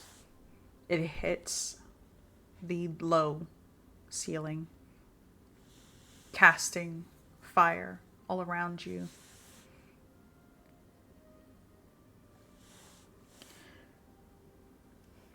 Man, that was a Gonna real good roll too. Wasted. I'm gonna be honest with you. Magic's not really gonna do much, but you're welcome to try. Uh, what about uh? hmm, what about curses? Uh, you know, she seems to be the cursing type. Can she be cursed? I don't know. I can't cast curses.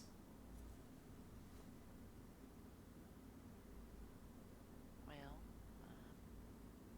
what what can you tell us then about her?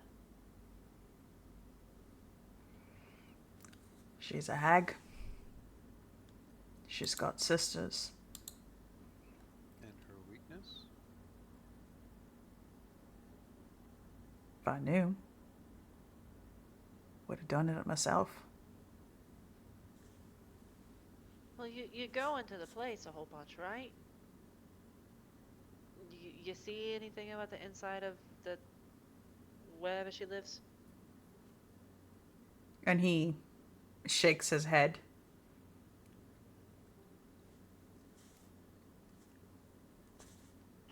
Shit.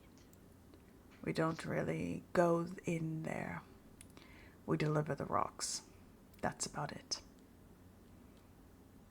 Kind What of is rocks. do the rocks? That. It's a bit of a mystery, isn't it? She's making contraptions. Don't really know what, though.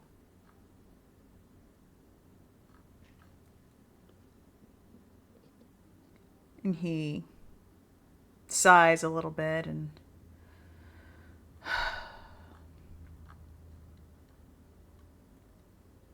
hold on. He starts to wander. You see him head over to a chest that looks like it's full of papers. Opening it, he shuffles through some and then pulls out one of the rolled up parchments, brings it over, and you see that it is a schematic for a. It's like a small theater, but a theater that can house humans but are still manipulated by string.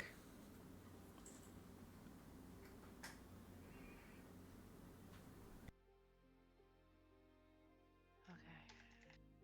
This is one of the many things. The rest we don't know.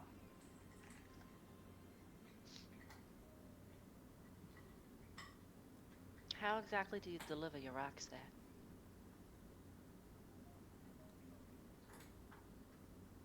By wheelbarrow. Any way people could possibly hide in the wheelbarrow? Get in unnoticed? You see that it is one of those very large mining carts. You have also noticed that there's no tracks leading out, and during your journey to the henge and back, you have not noticed any tracks for mining carts on the land.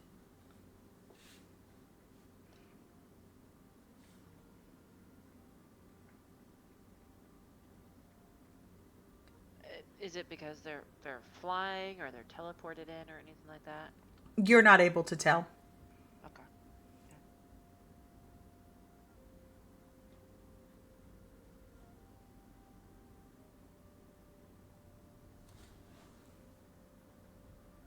All right. Well, sorry to hear that you guys are enslaved to someone like that. We want to help, not just our other friend here, but others. But these the Koreds seem to think that you're their mortal enemies, and I'm afraid that if we were to get you guys out of your current predicament, then they would just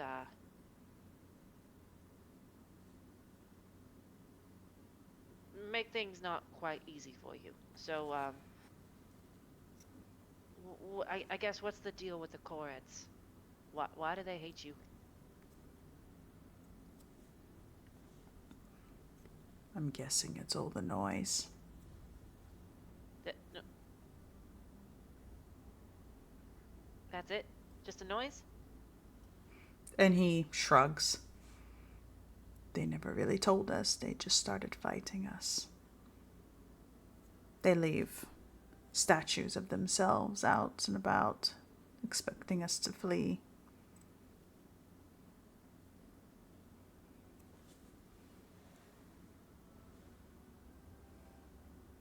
So they hate. See, they couldn't really tell me why they hated you either. They just kind of said that they're our mortal enemies. We don't want them around anymore if you catch our drift.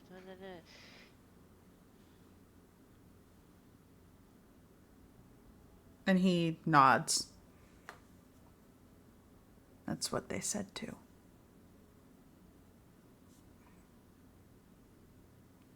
We've had a few of our people laid to rest because of them.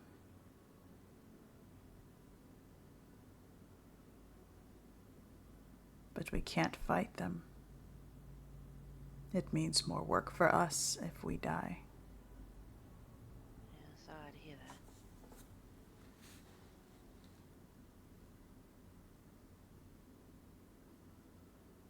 And I take it, talking to them, they attack you on sight. Yes.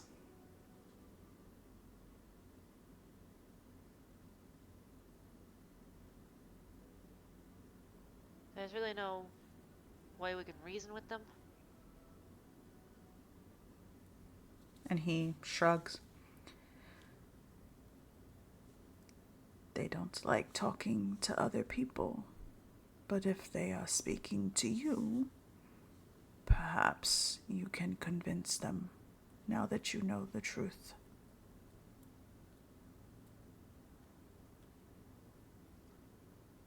We can be pretty convincing, right, guys?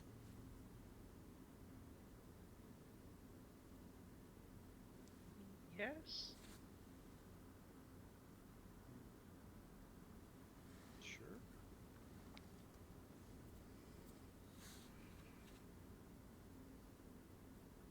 Look, we'll figure it out. We'll get something figured out, and we'll make it so that you guys aren't slaves anymore, and whatever weird contraption shit she's got going on, it'll be done. All right?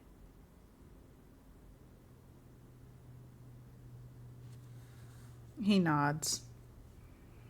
You see that he looks to the other Briganock and gives him a little nod, and then that one gestures for you to follow him. Come this way, come this way.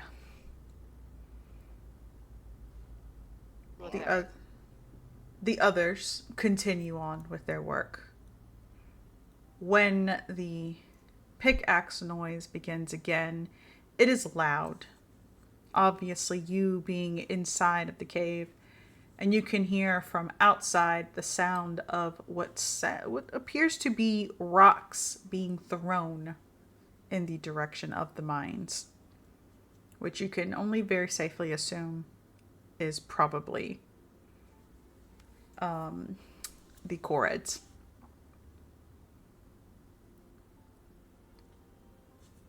The Briganock leads you down a couple of passageways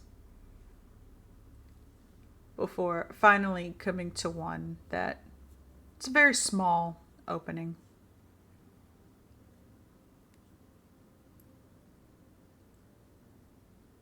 This would lead you to them. It's much faster.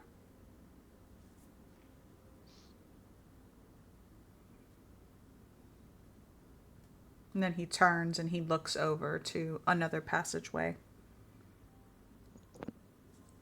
This one you see just looks like a normal passageway, there's rock all around. You see a couple of pickaxes. Further down, though, you can very easily make out that there's a rock fall, or they just haven't completed mining it.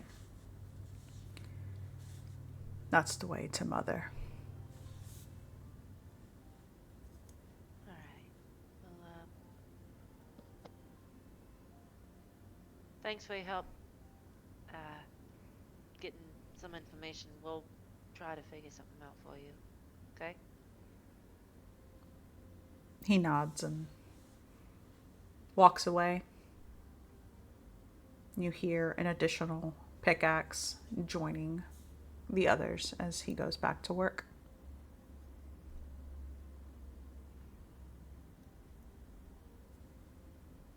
Look back to the guys.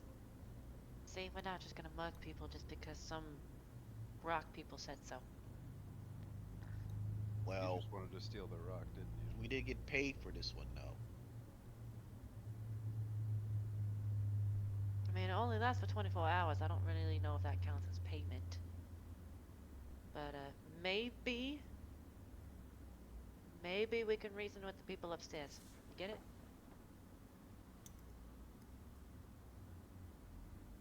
I'm following you, lucky person. I mean, I could just as easily hand this back to you and you can be, lucky. Nah, you can have it. Look over to Olorin, holding out the lookstone for him to possibly use. Why don't you, good guy?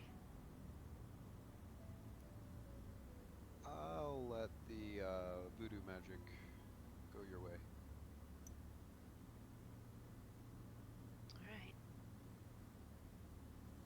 Alright. Head down into the direction leading to the Korets, then. Okay. And so you start to make your way through this passageway. The passageway is not big enough for your brother to go through.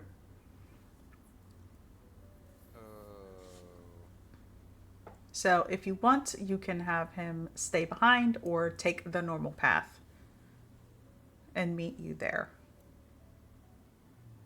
He'll take the normal path. Just, Rem, be careful, please. Like, we're in, I think, dangerous territory.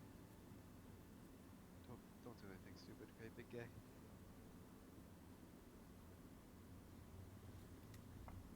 You see that Rem turns and begins to make his way out.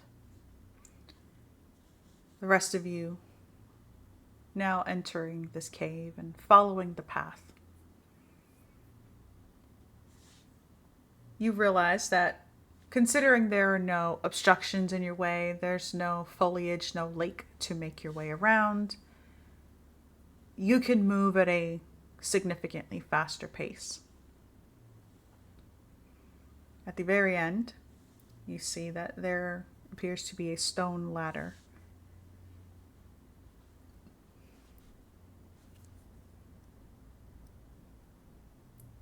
I would like to see if it's going to support our weight.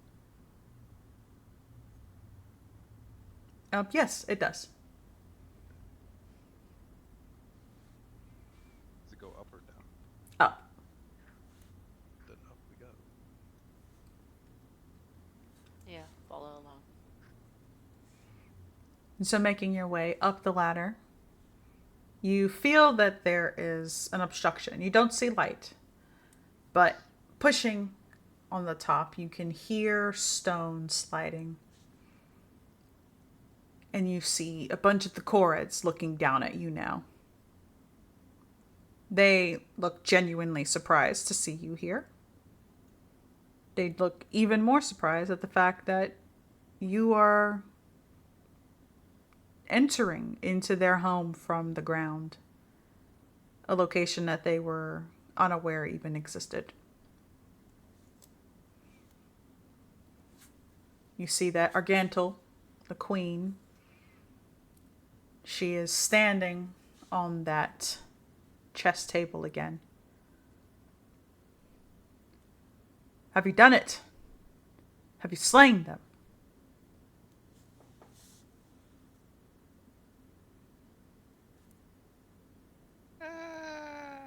Not yet. There's been a bit of a development. We thought that you might be wanting to know.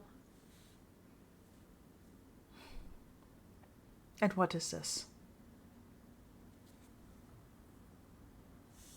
Uh, well, first of all, I want to know what your impression of your real impression uh, better end is. You like her? You don't like her? As soon as you say bitter end, she spits on the ground, and all of the other chords begin to do the same. All right, cool. So you don't like her.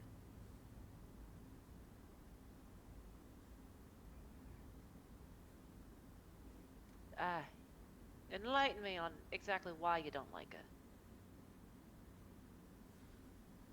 She is a horrible creature. She enslaves many. And you see that she's looking around at all of the other chords. We no longer hold ceremonies in our sacred land because of bitter end.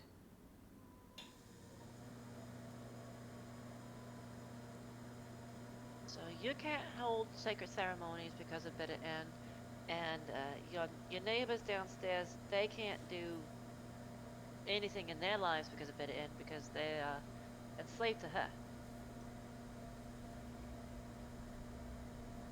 So it almost seems like it might be a good thing if you guys work together to get bitter end to expire, to skedaddle, or whatever it is exactly you want. Roll me persuasion. You have your stone of good luck, so that adds a +1. Oh, great. Might be the +1. time to use those, luck points.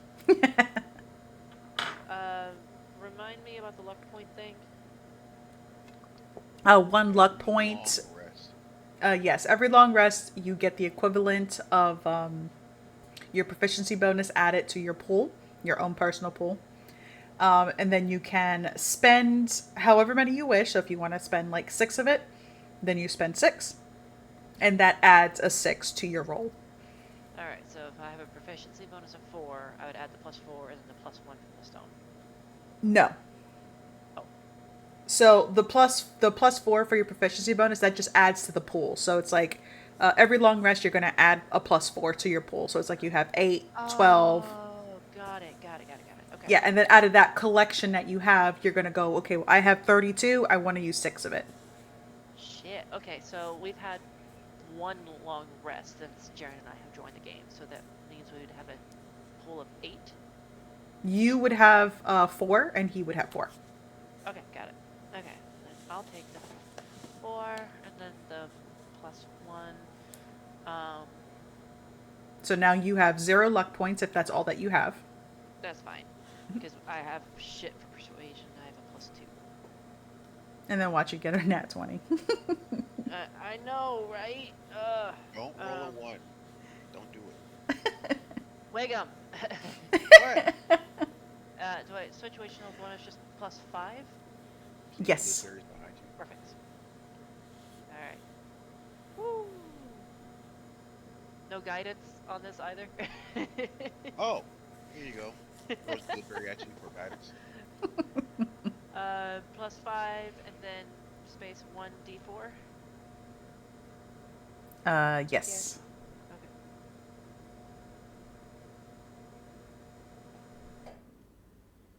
It didn't work. Okay. Hey, Bubby, give me 1 second. Alright. Oh, One. hold on. So this formula, situational bonus.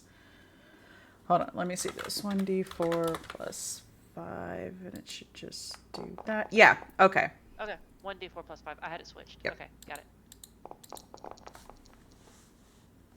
Well, it wasn't a 1. Flash of genius, +4.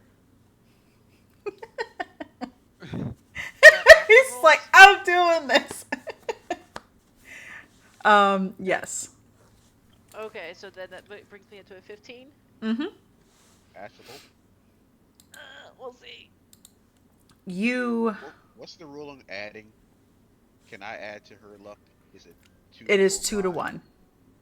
All right, so I'll give her. I'll spend 20 to give her a +10. What? Okay, 25 then. Thanks, Wickham. I got you. Thank you, man. He really wants this to happen. So,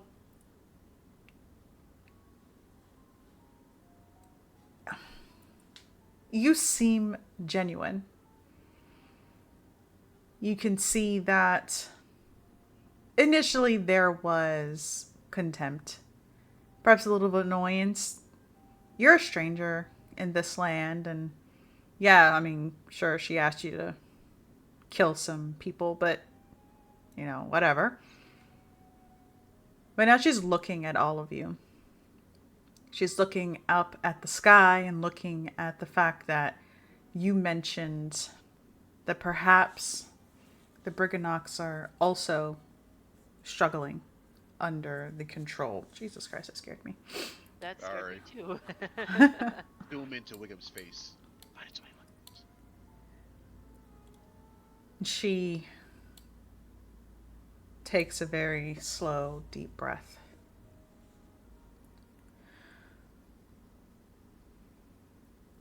Fine. Fine.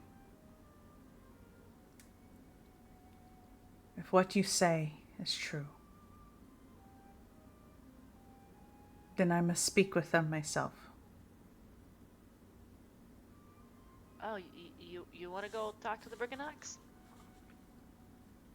Yes, I will speak with them. Oh, okay, yeah. We can take you there. We were just there. There's a little shortcut down by your place. I don't know if you knew that existed. So, Olrin, do you want to wait here until your guy gets here and then tell him to go back again?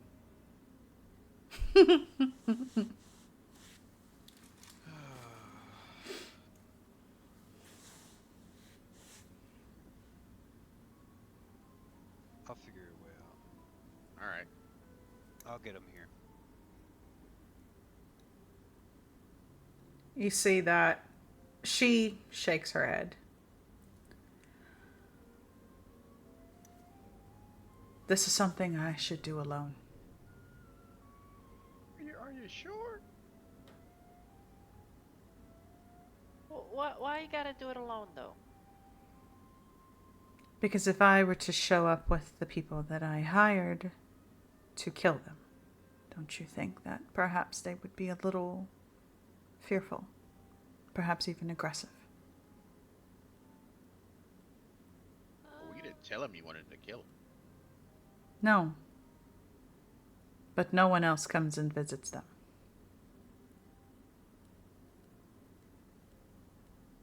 Um.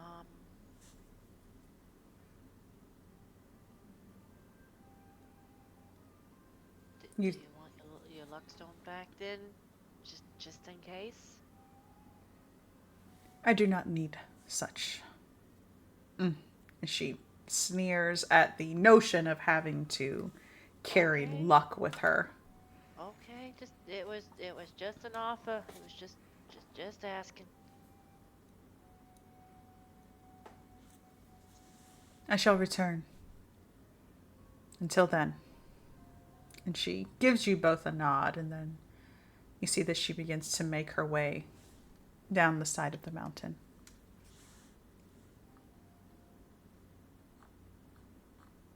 Gleam looks at the three of you, and that went a lot better than I thought it would. You did well. Yeah. That went all right. Could have been a lot worse. It could have. And if you believe that this is The worst, then. And she looks over. As she says this, the lightning rips through the sky again. Wiggum drops his good berries he just made. Ah! Oh, I just made those. I mean, 2-second roll. Yeah, but it's been 5 this one because I'm talking to you. Maybe. Starts picking them up anyway. The prince lies at the Fey Beacons, and she indicates where that is. You see that it is getting significantly closer to Motherhorn.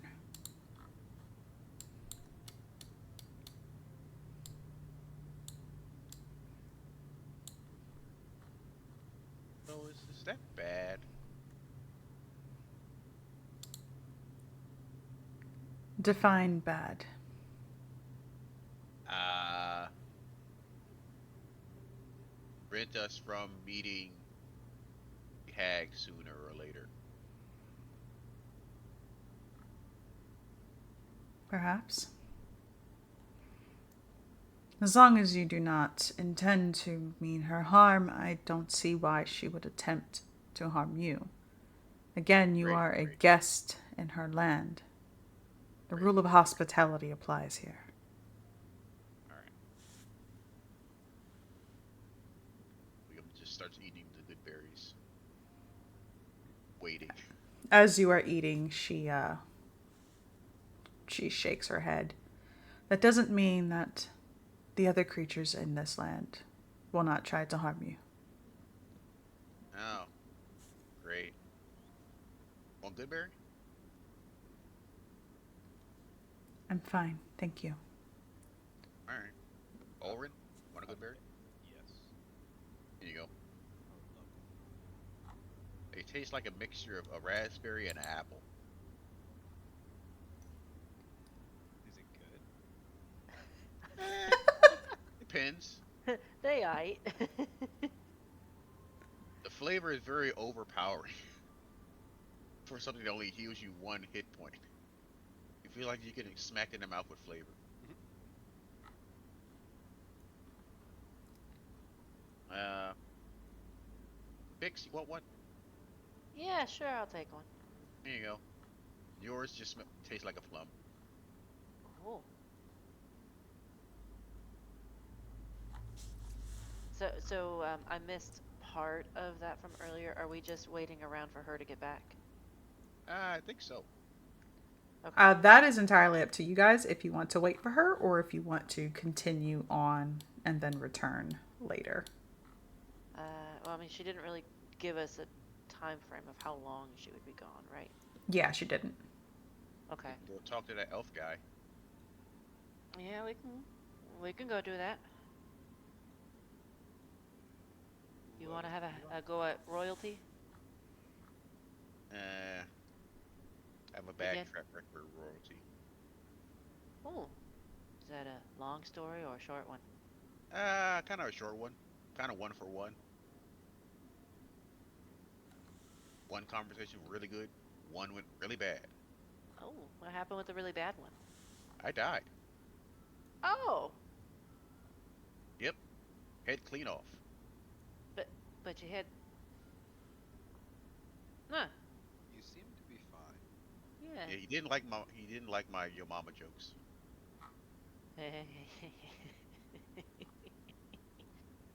I was a jester in that one. But the whole just rule though, right? You can kind of say and do what you want and not get your head chopped off. You know, that works most of the time, but the other time the guy just doesn't like with your jokes at all. Oh.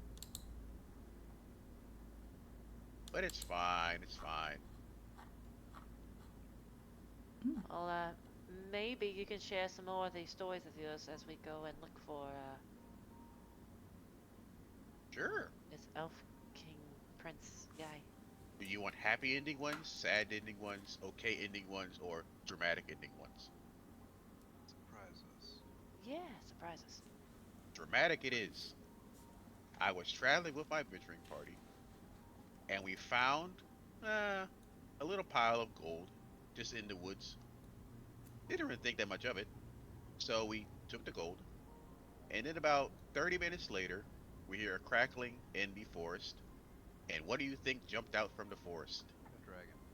Yes, a bright green dragon that was pissed Oh, off and took we took its gold. oh I man. died. Cleric died. Barbarian got away. Bard kind of just laughed at us as he also died. Who had the last laugh? Probably the dragon because he got his gold back. Oh, how many times have you died exactly? I lost count at 587. Gee, okay. Why specifically 587? That was the one where I found true love. And I Oh, that's forgot, sweet. and I stopped counting after that one because the other ones kind of stopped mattering. Oh, that's sweet. Who was your true love? Candace C Candace. was Sounds like a nice. stripper name. Not gonna No, lie. no, she was a maid. That's sweet. What, Yeah, she was nice. So, are you reincarnated? Yes.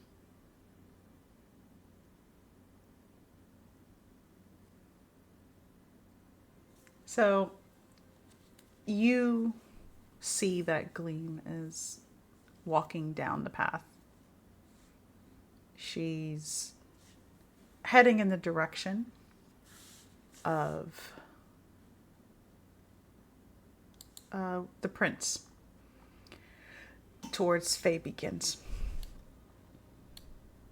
You are all speaking, having this conversation during your travel.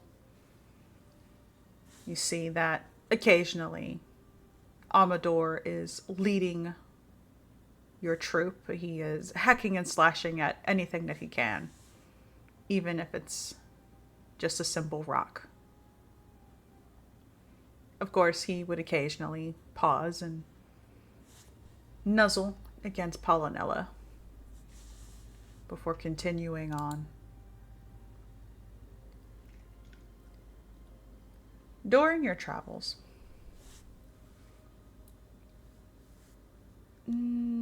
Wiggum, Yes. you notice something hewn from a boulder with strange symbols upon it. It appears to be a throne. Very odd location. It's out here in the middle of nowhere. Hmm. Can any of you read Elvish? uh, Uh, I believe I can. I can speak it. If you could speak it, you could read it. I can. nope. give me a second. I had to go to over here.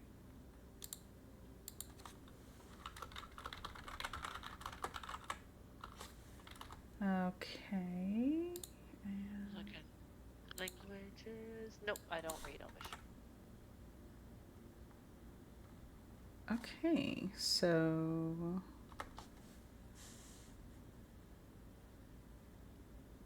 you see this.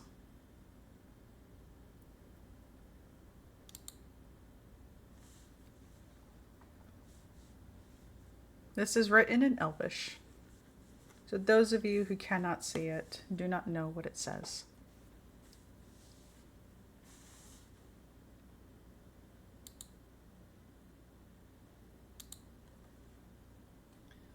I am the traveler from distant land. My name is Mazaka, keeper of the stars. Sit on my throne,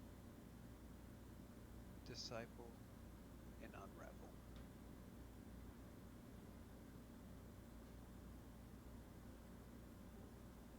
Wiggum, I think you should sit on the throne. Bruh. Give me one good reason. You can reincarnate.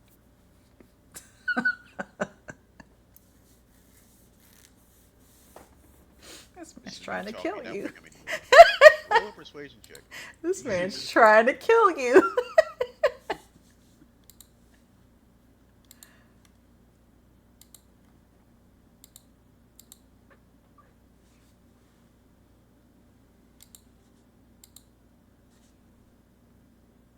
I need you to roll a persuasion check. Oh, you being serious? Yeah, I'm being serious, man. I might die.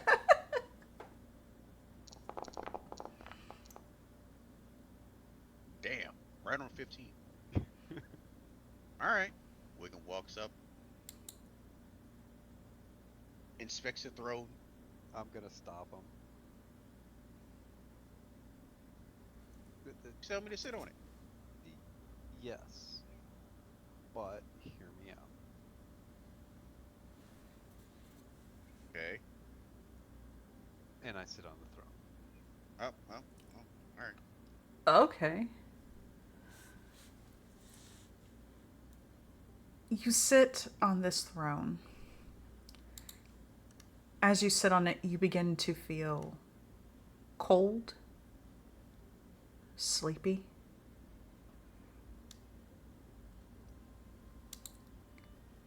I need Wiggum to roll me. Let me see which one is. Oh, you're fucked either way. Okay. And you or you. Yep. Wiggum, I'm gonna need you to roll me a Arcana or History. Ugh. I'll just do history because I've been around. I've been around for a while.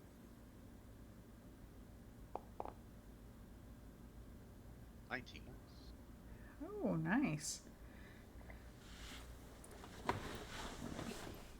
You don't recall anything about this. The name Mazakoth is weird.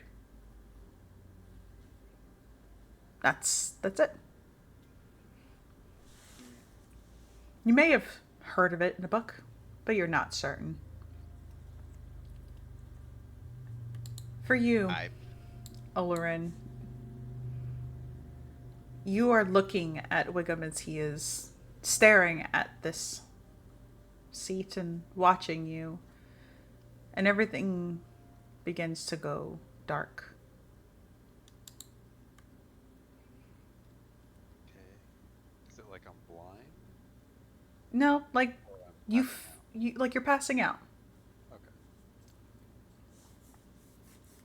Frixori, you see Olorin taking a seat in a random throne out in the mountains. There's a Elvish script on it. I am a traveler from a distant land. My name is Mazakoth, keeper of stars. Sit on my throne, disciple, and unravel. Okay. Olorin has taken a seat, and you see that he appears to be falling asleep. Nothing else is happening. He doesn't seem to be in pain, dying, or anything. He's just drifting off.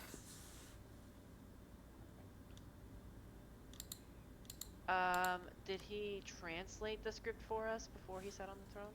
I did. I said it out loud. different words, yeah. Do I know anything about this? Have I read anything about this Mazakoth or anything about Keeper of Stars? Can you roll me a Arcana or History, please? Difficulty is 20. Alright. Oh damn! I should have just flashed Genius Wiggum. You said Wait, but I can't. Arcana or History? You would not have been able to because it's like immediately. Yeah. Arcana, or they're both the same. Yeah. I would have been asleep. So. Difficulty 20. No. Yep, same thing. You are unfamiliar with this Mazakoth. The name might seem familiar in a book, but if you had read it, it probably wasn't anything interesting.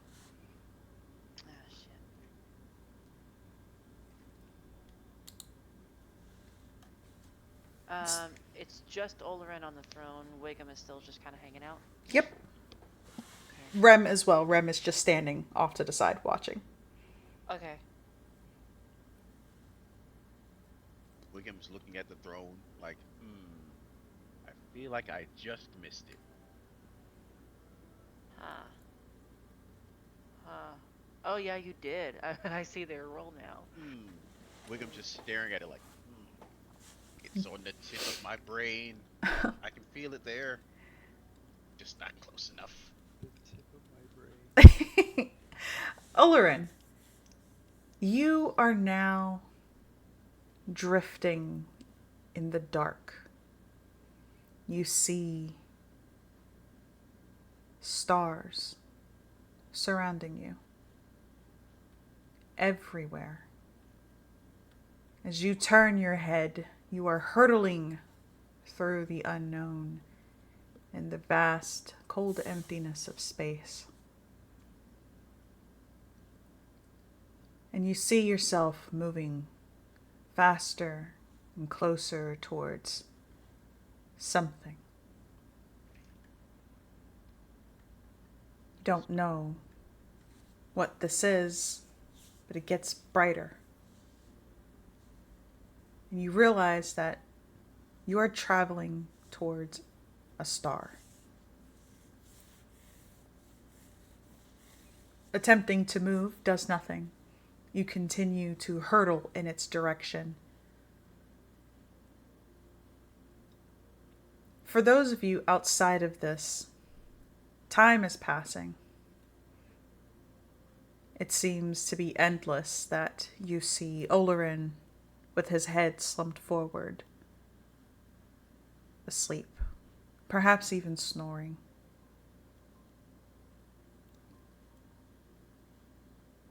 Think he's alright? Yeah, he seems fine. Uh, kind of weird that he just kind of passed out like that. I wish I could fall asleep that fast. I'm uh, I'm gonna do a medicine check just to make sure he's still breathing. You can hear him snoring. Okay. As long as he's still breathing. Just I dies on the throne. Am I able to see my equipment in this dream? Or Your equipment? yes. Yes. I would like to look at my dagger of warding. Yep, nothing's happening. Okay, good. Uh, No danger for me. Eventually, what seems like an hour has passed, and you, Olorin, see yourself arriving, about to collide with this star. And you suddenly jerk awake, as if startled out of a dream. You now have proficiency in one of the following choices: Arcana, Deception, History, Insight, Intimidation, or Survival. As you have now gained a fragment of Mazakoth's psyche. ooh, fancy. Nerd. What were the choices one more time? Arcana, Deception, History, Insight, Intimidation, or Survival. Insight, please. Okay. So you now gain proficiency in Insight. So on your sheet, you can click right next to where it says Insight, and it'll give you a little check mark. Yep. And now you have proficiency in Insight. It is permanent. Sorry, Wiggum. So as I wake up, I'm gonna immediately wake up, look at Wiggum, I'm gonna throw him on the chair. Ah, What's going on? What? Just. What's a what? Wiggum, you are thrown into the chair. It hurts. It's stone. It's a little warm from him sitting there, but nothing happens to you. why do you throw me at a rock?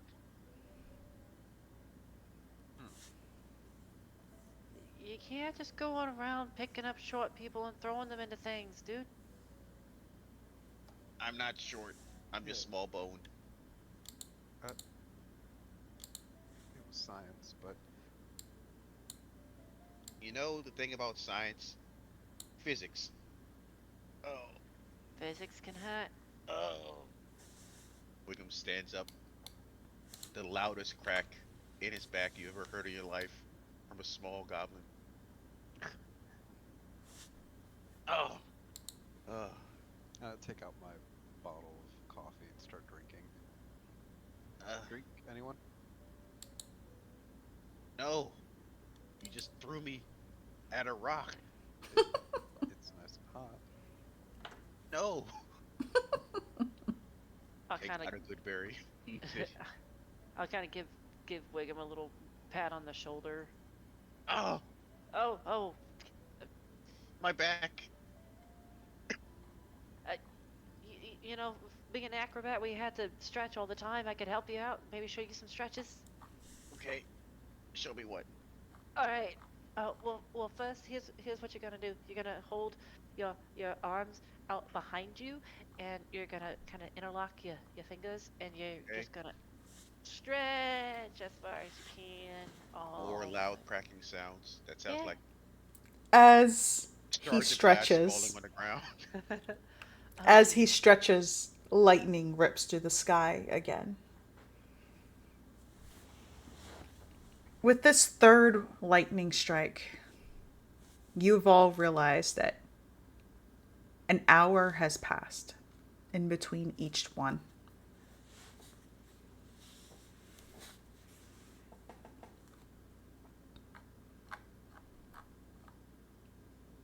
So if you have no sense of time, this is a good way to keep it. So far, what is it? 3 hours? 3 hours have passed, yes. Okay, cool. Since leaving the Korets or getting into Yorn. 3 hours since getting into Yorn. Okay, got it. 3 hours past Yorn. Yeah. Um. Well, seems like we gotta be moving on. I don't know how long 3 hours is out there. Well, if 1 year out there was 7 in here, then uh 10 times 7, not 3, no, 3 times 7. What is that? 21? 21 hours.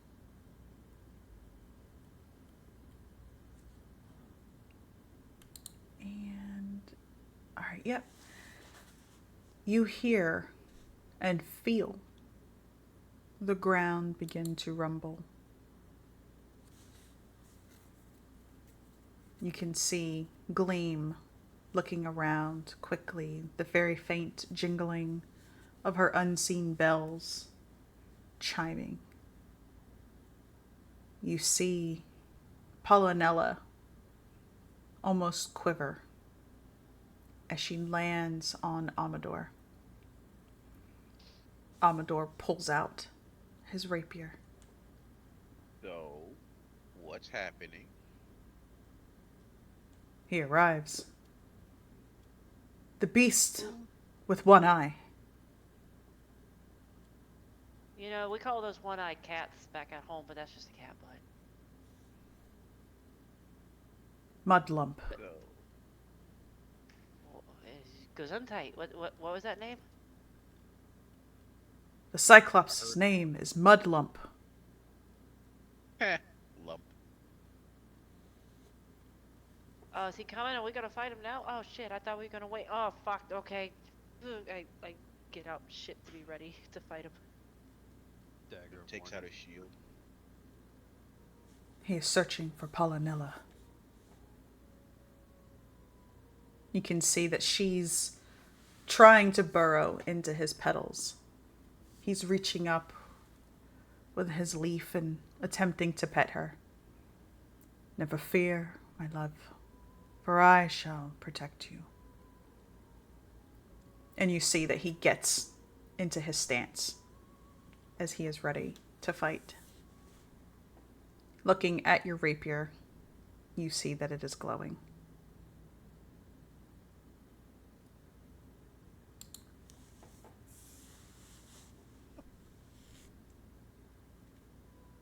William holds up his staff. And the thumping continues over and over before finally you see a cyclops emerging from around the corner. He has on a beekeeper's hat, the net draped over his face. You see that he carries on his back a very large beehive. You can see that there are swarms of bees around his head. And you can hear Pollinella behind you all, buzzing quietly. He looks over towards Gleam. Get my love to safety. And she nods. You see her gingerly taking Pollinella and quietly trying to step away.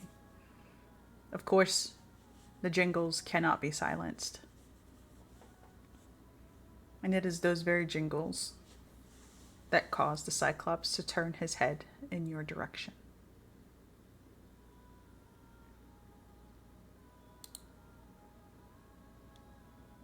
And I'm gonna need you guys to roll initiative. Let me get you on this.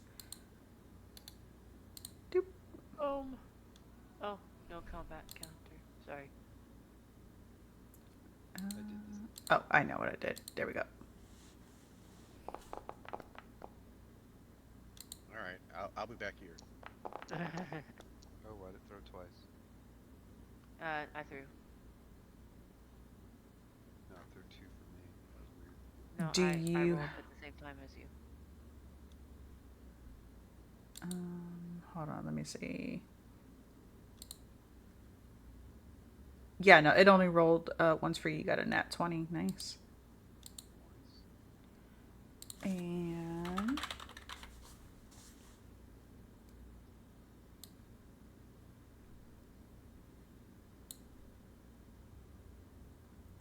if it's gonna load, there we go. Wow, he's huge. Oh God. That is a That's a lot big bigger than lad. I was expecting. Big lad. Mad lad. Okay. And we're gonna put a grid up. Yes. How do we scroll up? Oh, Okay, I just want to make sure that that's... Yeah, okay. Scrolling up, right click and drag. right click. Got it. Okay, thank you. Perfect.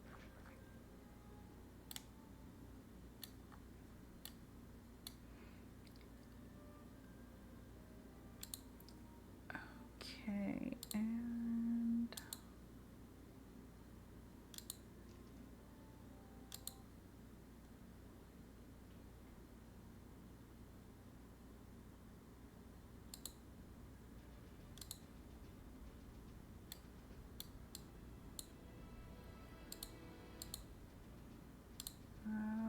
Okay, and now I need to roll for him. Cyclops.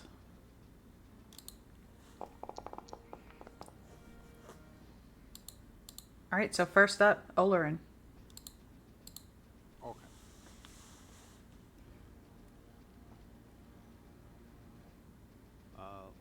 Let's just go up to him. That was my phone. That was. I heard it all the way back. Yeah. I would like to branding smite this motherfucker. Mazaka. Okay.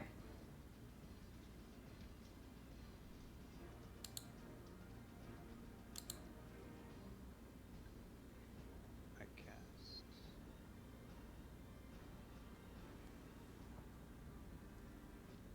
Okay. And then we're gonna go for a small little. I forget. Can I branding smite and then green flame blade? Technically, green flame blade is still a melee attack. Uh, the Branding Smite is a bonus It's a action. level 2 spell, bonus action, and green flame blade is a Action. cantrip action. I don't remember Um, exactly both of them. you can, but it's not going to do anything because you would need the green flame blade doesn't do anything. It does the additional attack. Mm-hmm. Gotcha, gotcha. Well, let's just go for the regular attack then, right?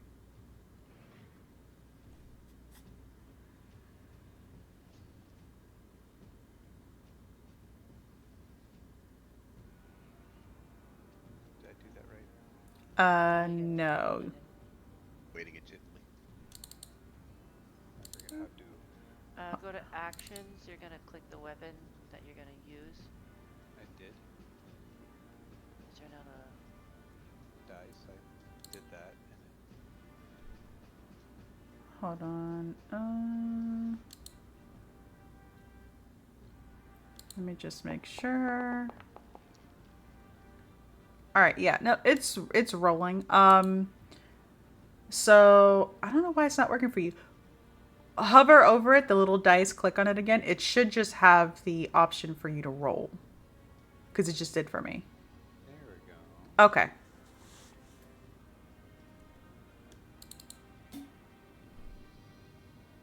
Nope. There you go.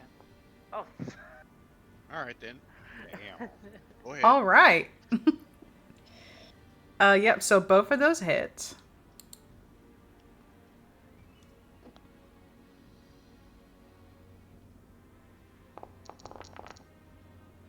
Rip. That was just the sword.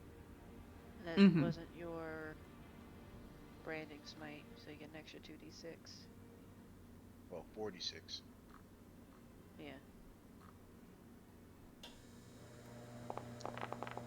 Well, what? Why did branding smite do it that way? You guys saw that, right? Yeah, I I Yes. saw just it rolled another roll. d20. Yeah. Wonderful. That's critical, right? Yes. Ooh. Nice. Light damage. That is a lot of damage. I like it. Okay, And that's yeah, that. that's end my turn. And I hope you either have very high AC or a lot of health. I have the ability to give him disadvantage at attacking me, All right. so good displacement. It's fun. Okay, Frixori. Um.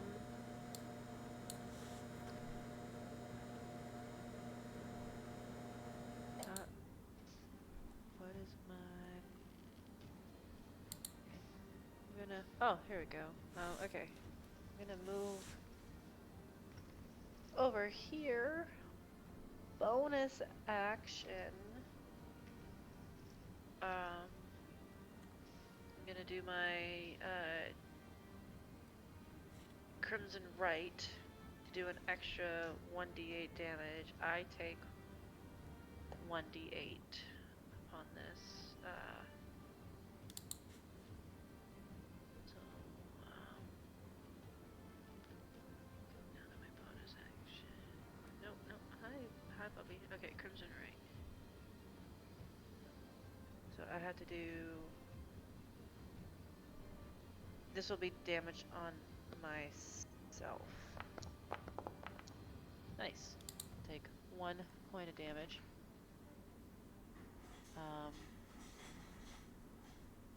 To give me an extra point of that, and then I'm going to shoot it with my Corpse Slayer bow.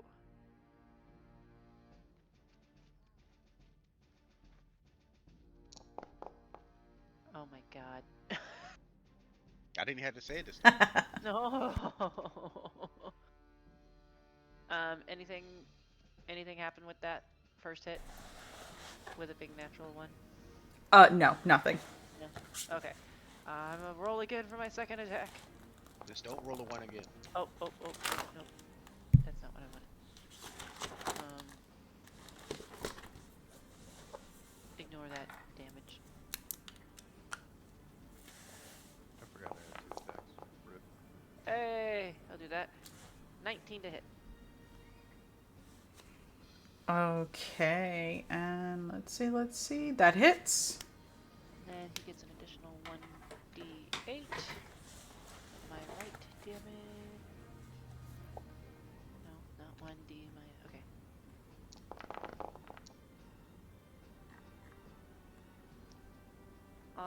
There you go. That's what I got. Okay. You want to do your second damage, Olorin? Because your other attack was a 25. Yeah.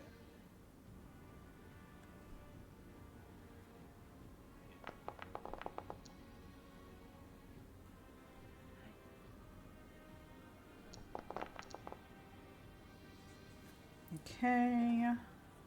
Does the branding spell come into play? Yes. Oh, I have to click it each time. The next time you hit a creature with your weapon attack before the spell ends, it gleams. So it would have only done it for the first one. Gotcha. Okay. Okay. So let me add this. This is that, and then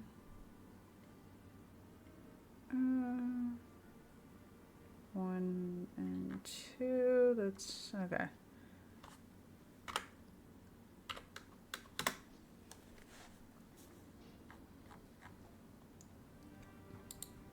Okay, it is now the Cyclops' turn. It sees Amador, who is readying himself to attack. Amador's just swiping at the air, have at thee. And you see that it is yelling. It is yelling in giant, if any of you can speak it.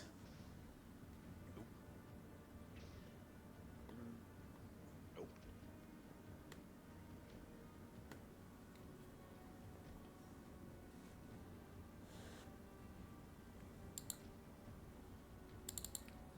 I'm going to assume, yes, Vexori cannot speak giant. No. Oh, sorry. I didn't know if you could hear me or not. Nope. Yep, so it's yelling something in giant. Nobody understands it. And it gets irritated and attacks. Let's say fee, fi, fo, fum, and giant. It shakes its beehive. And you see that a swarm begins to emerge. I Ruh-roh. love swarms.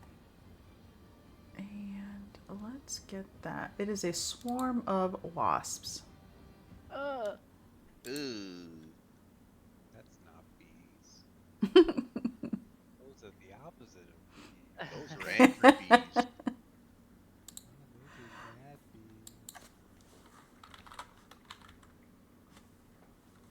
Okay, and we're gonna pop you in there. Right there. The bees. Not the bees. You get bees, and you get bees. Everyone gets bees. I don't want bees. And let's see, we're gonna have them roll for their own thing. Is it displacer base? Run. I'd be surprised if they got lower than I did. They did. Wow. By one. Literally, they got a 4.13. You got a 4.14. Nice. Wow. So, all right. That is going to be its action. It is going to shake the bees out. Wiggle. Okay. So am I actually this far away from this giant? Yes. All right. Wiggum's going to walk up.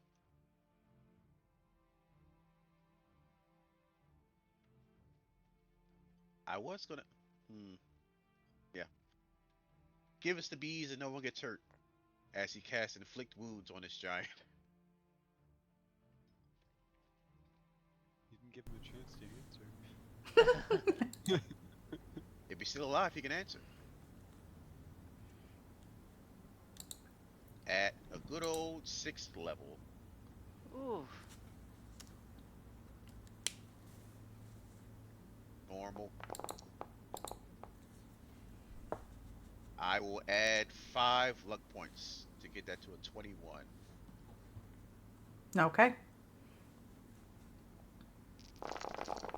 Jesus Christ. Jesus 54 Christ. necrotic damage. Fucking Christ, homie. Give me the bees and no one gets hurt. As he's slowly dying. I mean, if you kill him fast enough, he technically won't be hurt. This isn't common.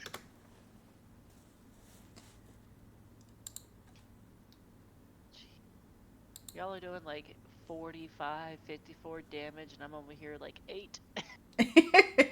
Just throwing Hey rocks. man, clerics are kind of busted, my guy. Yeah, I They know. really are. No one expects the combat cleric. I just remember in Critical Role when friggin' Jester hit a natural 20 on inflict wounds, it did like 106 damage in one hit. Yeah, it's kind of good. Kinda good. That's all Wiggum's turn. Minus 5 luck points. Okay. It is going to attack. The swarm is going to attack you, Olorin. Not the bees. Not the bees. So let's hope that you are not allergic. Oh god. Oh god. Roll for allergies. Oh no, no, that is a well. It's gonna fail anyways, but that was at disadvantage because you have your cloak. Sorry. No, you're good. You're good. I failed to notice that when it told me to roll. Okay, so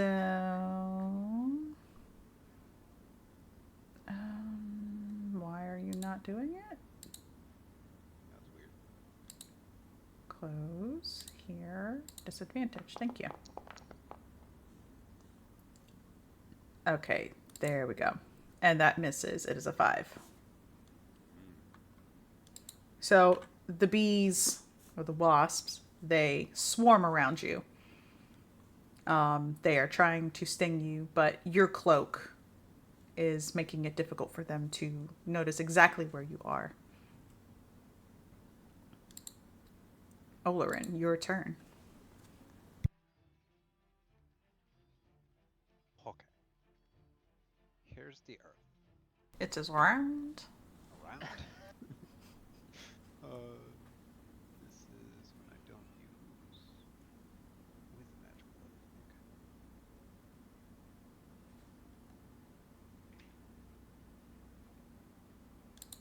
Okay. I'm gonna smack it again with the short sword.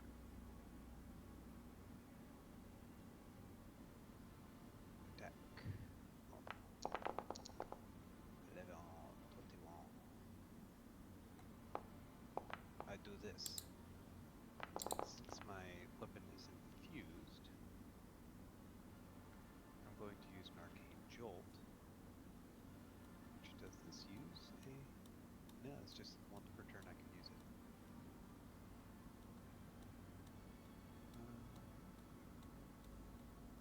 Just extra damage. Oh, cat, I don't need you up here, please. That cat wants to help. And then What's I the turn? You can It Captain went. Kirk threw off. I'm going to use Green Flame Blade. QQ.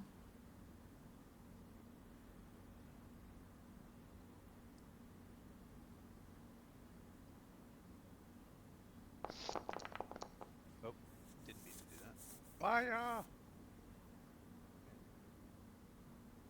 Why did it not make weapon attack first?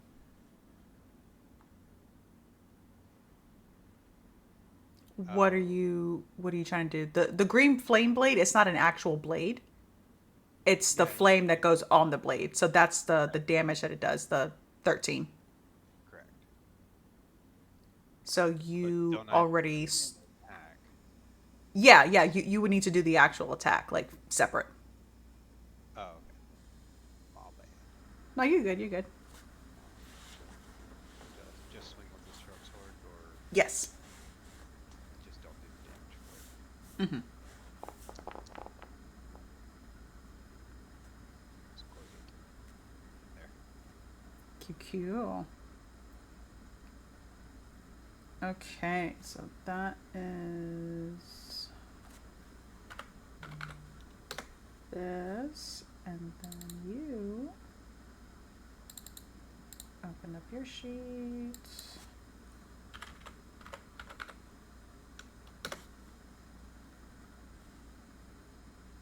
Hello? I didn't click Hello. that. Hello. This thing's trying to make me hit you. I'm like, I didn't hit to attack, but thank you. Okay. That ends your turn? Yes. Alright. Frixori. Alright.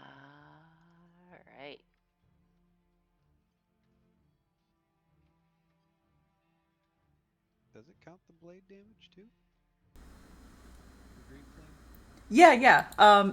So you would hit normally, and then the green flame blade does the additional on top of it, and then it jumps over to the next person.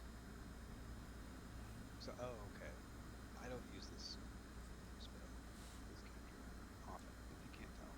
Yeah, no, it's fine. So yeah, basically when you hit, as it says, you're brandishing the actual weapon. Oh, So you're Jesus. Why did it do So that? you're hitting with the actual weapon. Why did it do that? I just want the normal damage. I just want the. So I Stop hit attack. rolling natural 20s, dude. Sorry. Hey, You rolled a somebody needs 20 to. and you wasted it. Somebody needs to. Okay. I know. Wasted it. Oh, just never mind. Just continue. I'll eat the L for now. All right. So Frixori. Um, what what size is he? Is he large or is he huge? He's huge. Damn. Okay. Huge. I can't use He's that. huge. Huge. It's gonna be huge. Um,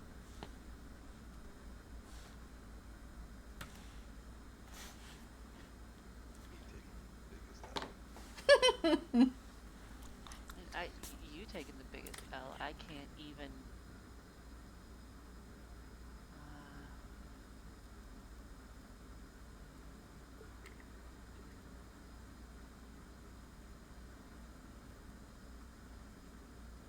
Uh, okay, I'm going to. I'll do a blood curse of bloated agony. And I will amplify it. So I think I take another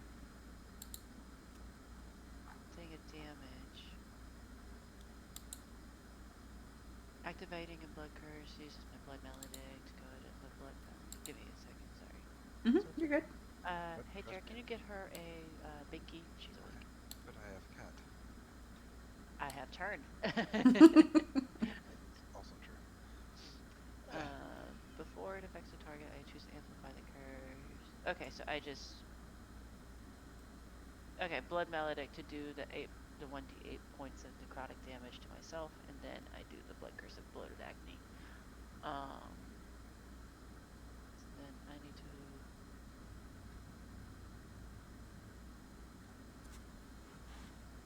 I'm gonna do the d8 damage on myself.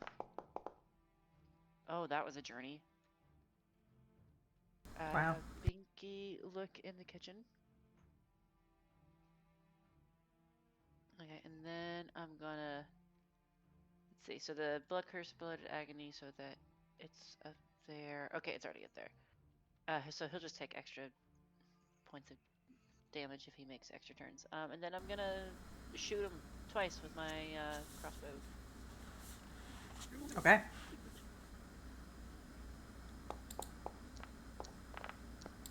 Okay, does a 15 hit? It does. Oh, thank God.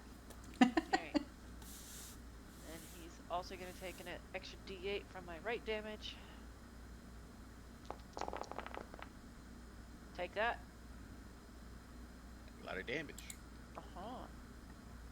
And then I go do it again.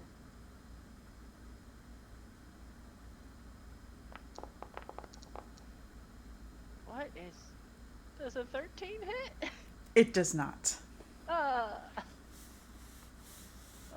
Still, he gets bloated agony and other stuff. So he gets that disadvantage on strength and dex saves, and then he takes a d8 of necrotic damage if he takes more than one attack on his turn. And then he can make a con saving throw at the end of his turn to end the curse. That's my turn. I'm gonna go help look for that binky. Yep, that's fine. All right. So let's see. It is his turn now. Oh, and hold on, let me do the damage first. One. And that one. Okay. And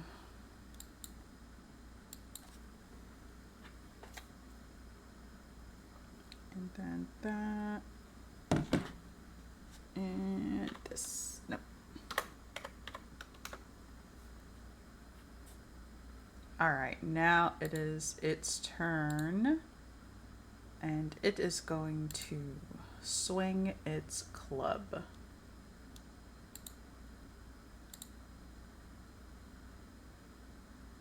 And let's see. Okay, yeah, that's fine. It is going to swing at Olurin.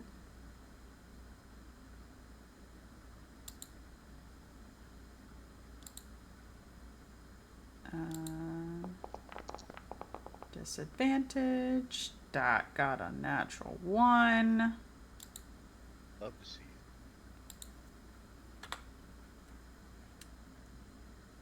it. Hey, why you looking at me? And normal. That is a 23. That hits. Yeah, that hits.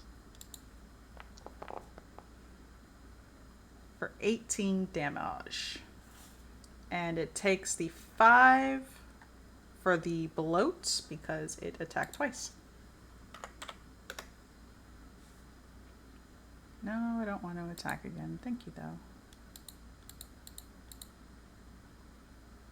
Alright, and that ends its turn. Wiggum. I just told you. Surrender and no one gets hurt. As he's going to inflict wounds him again. Let's see. How bad does he want these bees?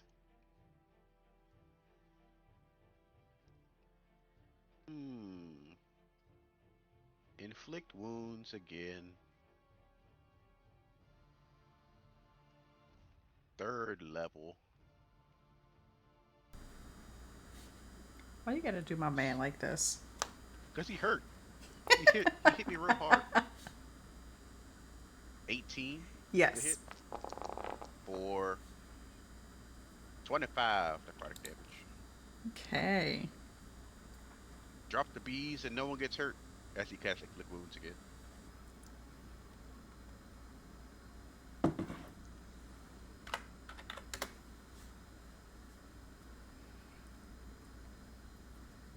Okay, and now it is the insects. And they are going to go for Olorin.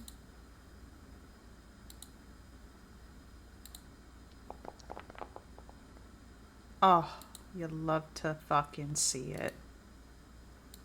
No. 2 19s. Ooh.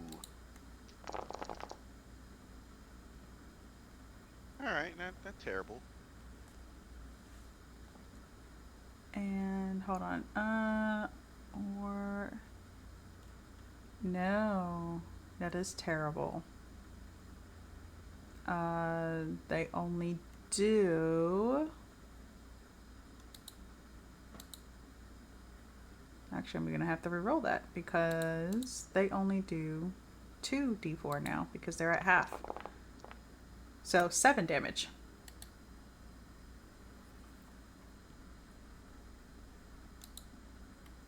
Nope, that's not for me.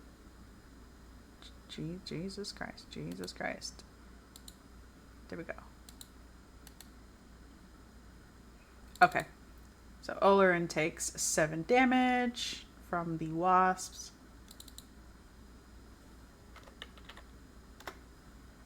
And that's the end of its turn. Olorin.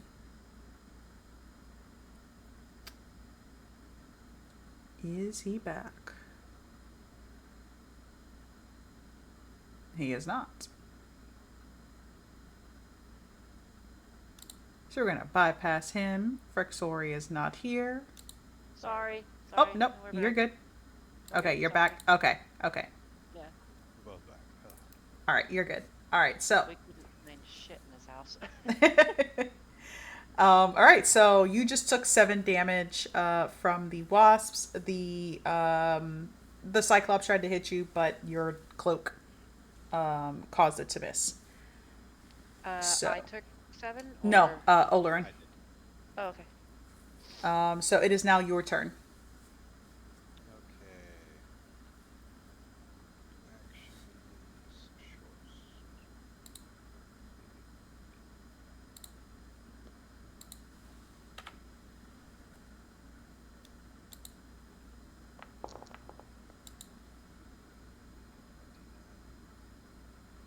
To hit the ogre guy. No, 29 doesn't hit. What are you talking about? Clarifying. God.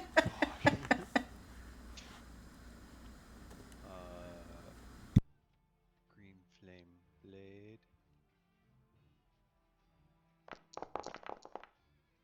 Where's the double?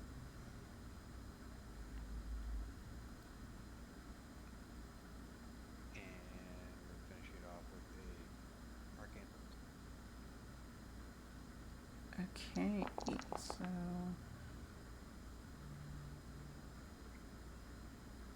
what is your spellcasting modifier? +4. +4. Okay, so that is what the bees take, and then he takes the actual damage, which is a 10. And your damage, which is another 10.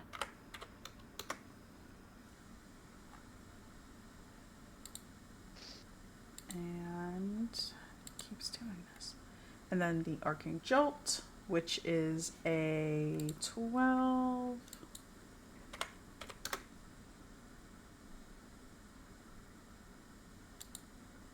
All right.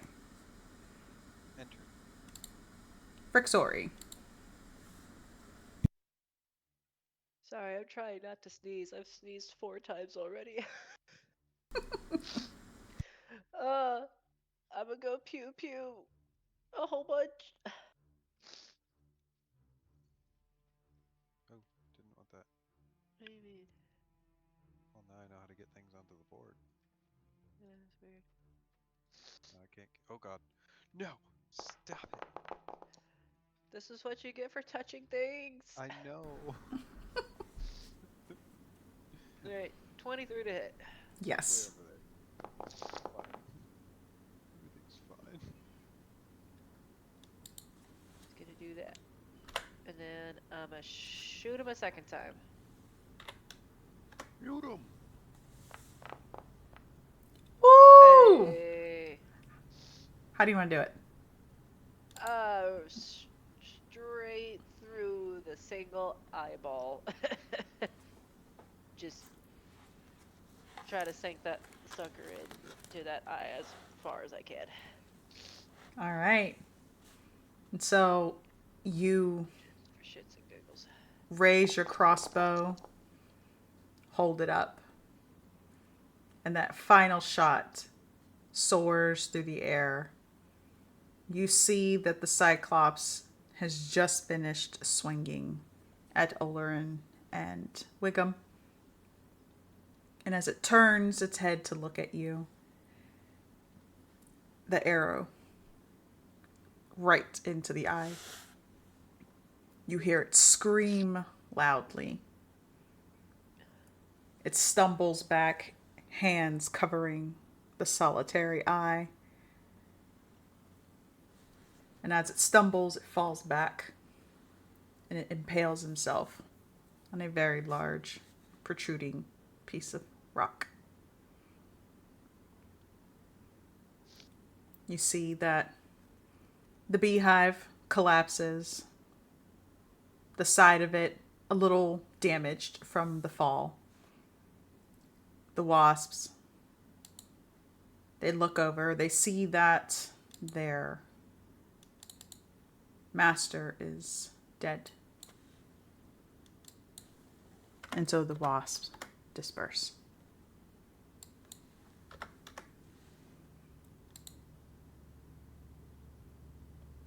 At this point, you see that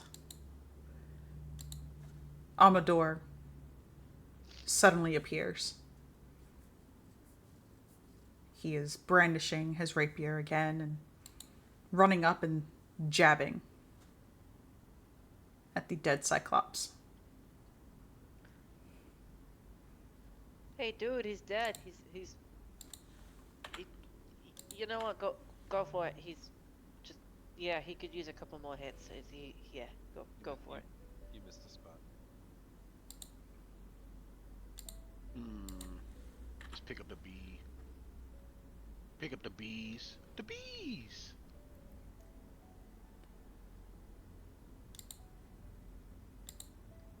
Hey, hey, flower guy. We got the bees. You can stop stabbing them now. He continues to jab at it. You see that this is a very thin blade and it's just poking and pulling back out. It's not really doing much. Then he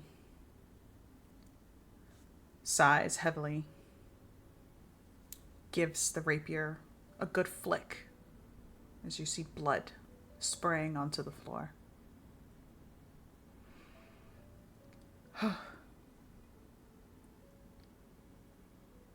Thank you. You have saved not only my beloved, but our many children. Oh, you're.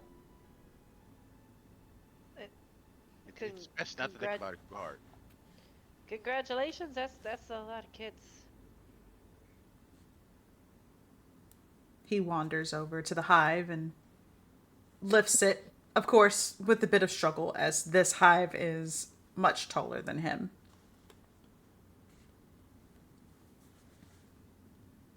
He looks to the corpse. You may have what he carries on him. I have no need for it. I have all that I need with my beloved. Hope you're gonna tell me twice. William starts looting. And so you start to look. Wiggum, you see that he has a couple of items on him. You see that he has a empty crystal vial in the shape of a pixie dangling on the end of a delicate silver chain. You see that there is a untuned lyre of very fine quality hanging around his neck. And you see attached to his belt is a quiver of Alona.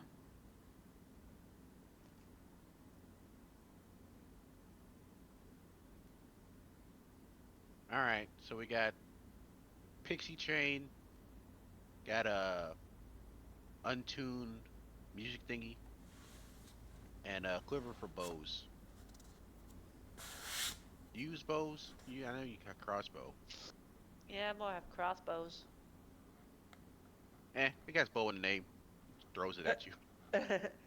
you said it was a quiver of what? Alona. Ehlonna.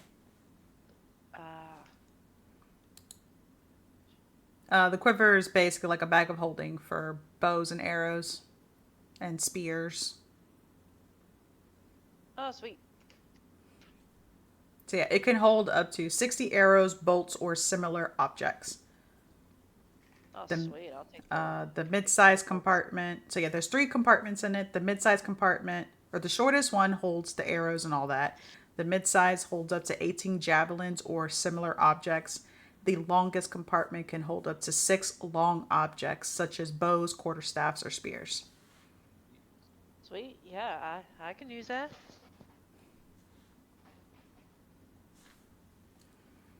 I'll go ahead and add that to my inventory. Yeah, Yep. I didn't use any of those sticks. So go ahead. So the easiest thing to do, go into compendium packs. On the far right side, you can see that little book, the closed Yeah. book, not the open one. Uh, look for DDB items, and then you should be, or if it's not there, then like magic items or something like that, and you'll be able to find it. Or just type in Quiver of Alona. It might not show up. Either way, you'll be able to find it in there if you just Okay. look up DDB items or something. Yep, if you look in DDB items, it's in the Quiver of Alona, and then you just drag and drop to your sheet.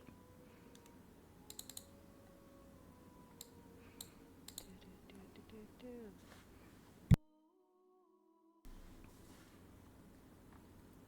All right, so as you all stand around the corpse of this Cyclops, Wiggum, you find one last thing on him. Oh, It looks like a bunch of papers. They vary in size, but all of them look to be the exact same. You see that these are coupons. They are coupons for a meadery in Yon called Mudlump's Meadery. The best mead in Yon. And you can see that there is a beehive on it.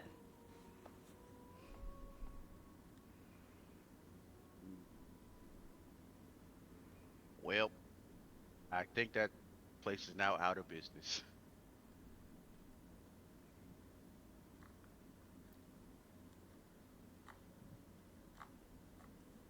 And one last thing. You see hidden deep in one of his pockets a note. Don't let it be a sad note. It says, "Meet me in the palace. Forever yours, Dubforgale." Oh, it's a sad note.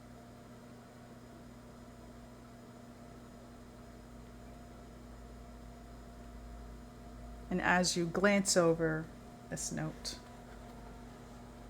realizing that you just murdered an entrepreneur, that is where we end our session. Well,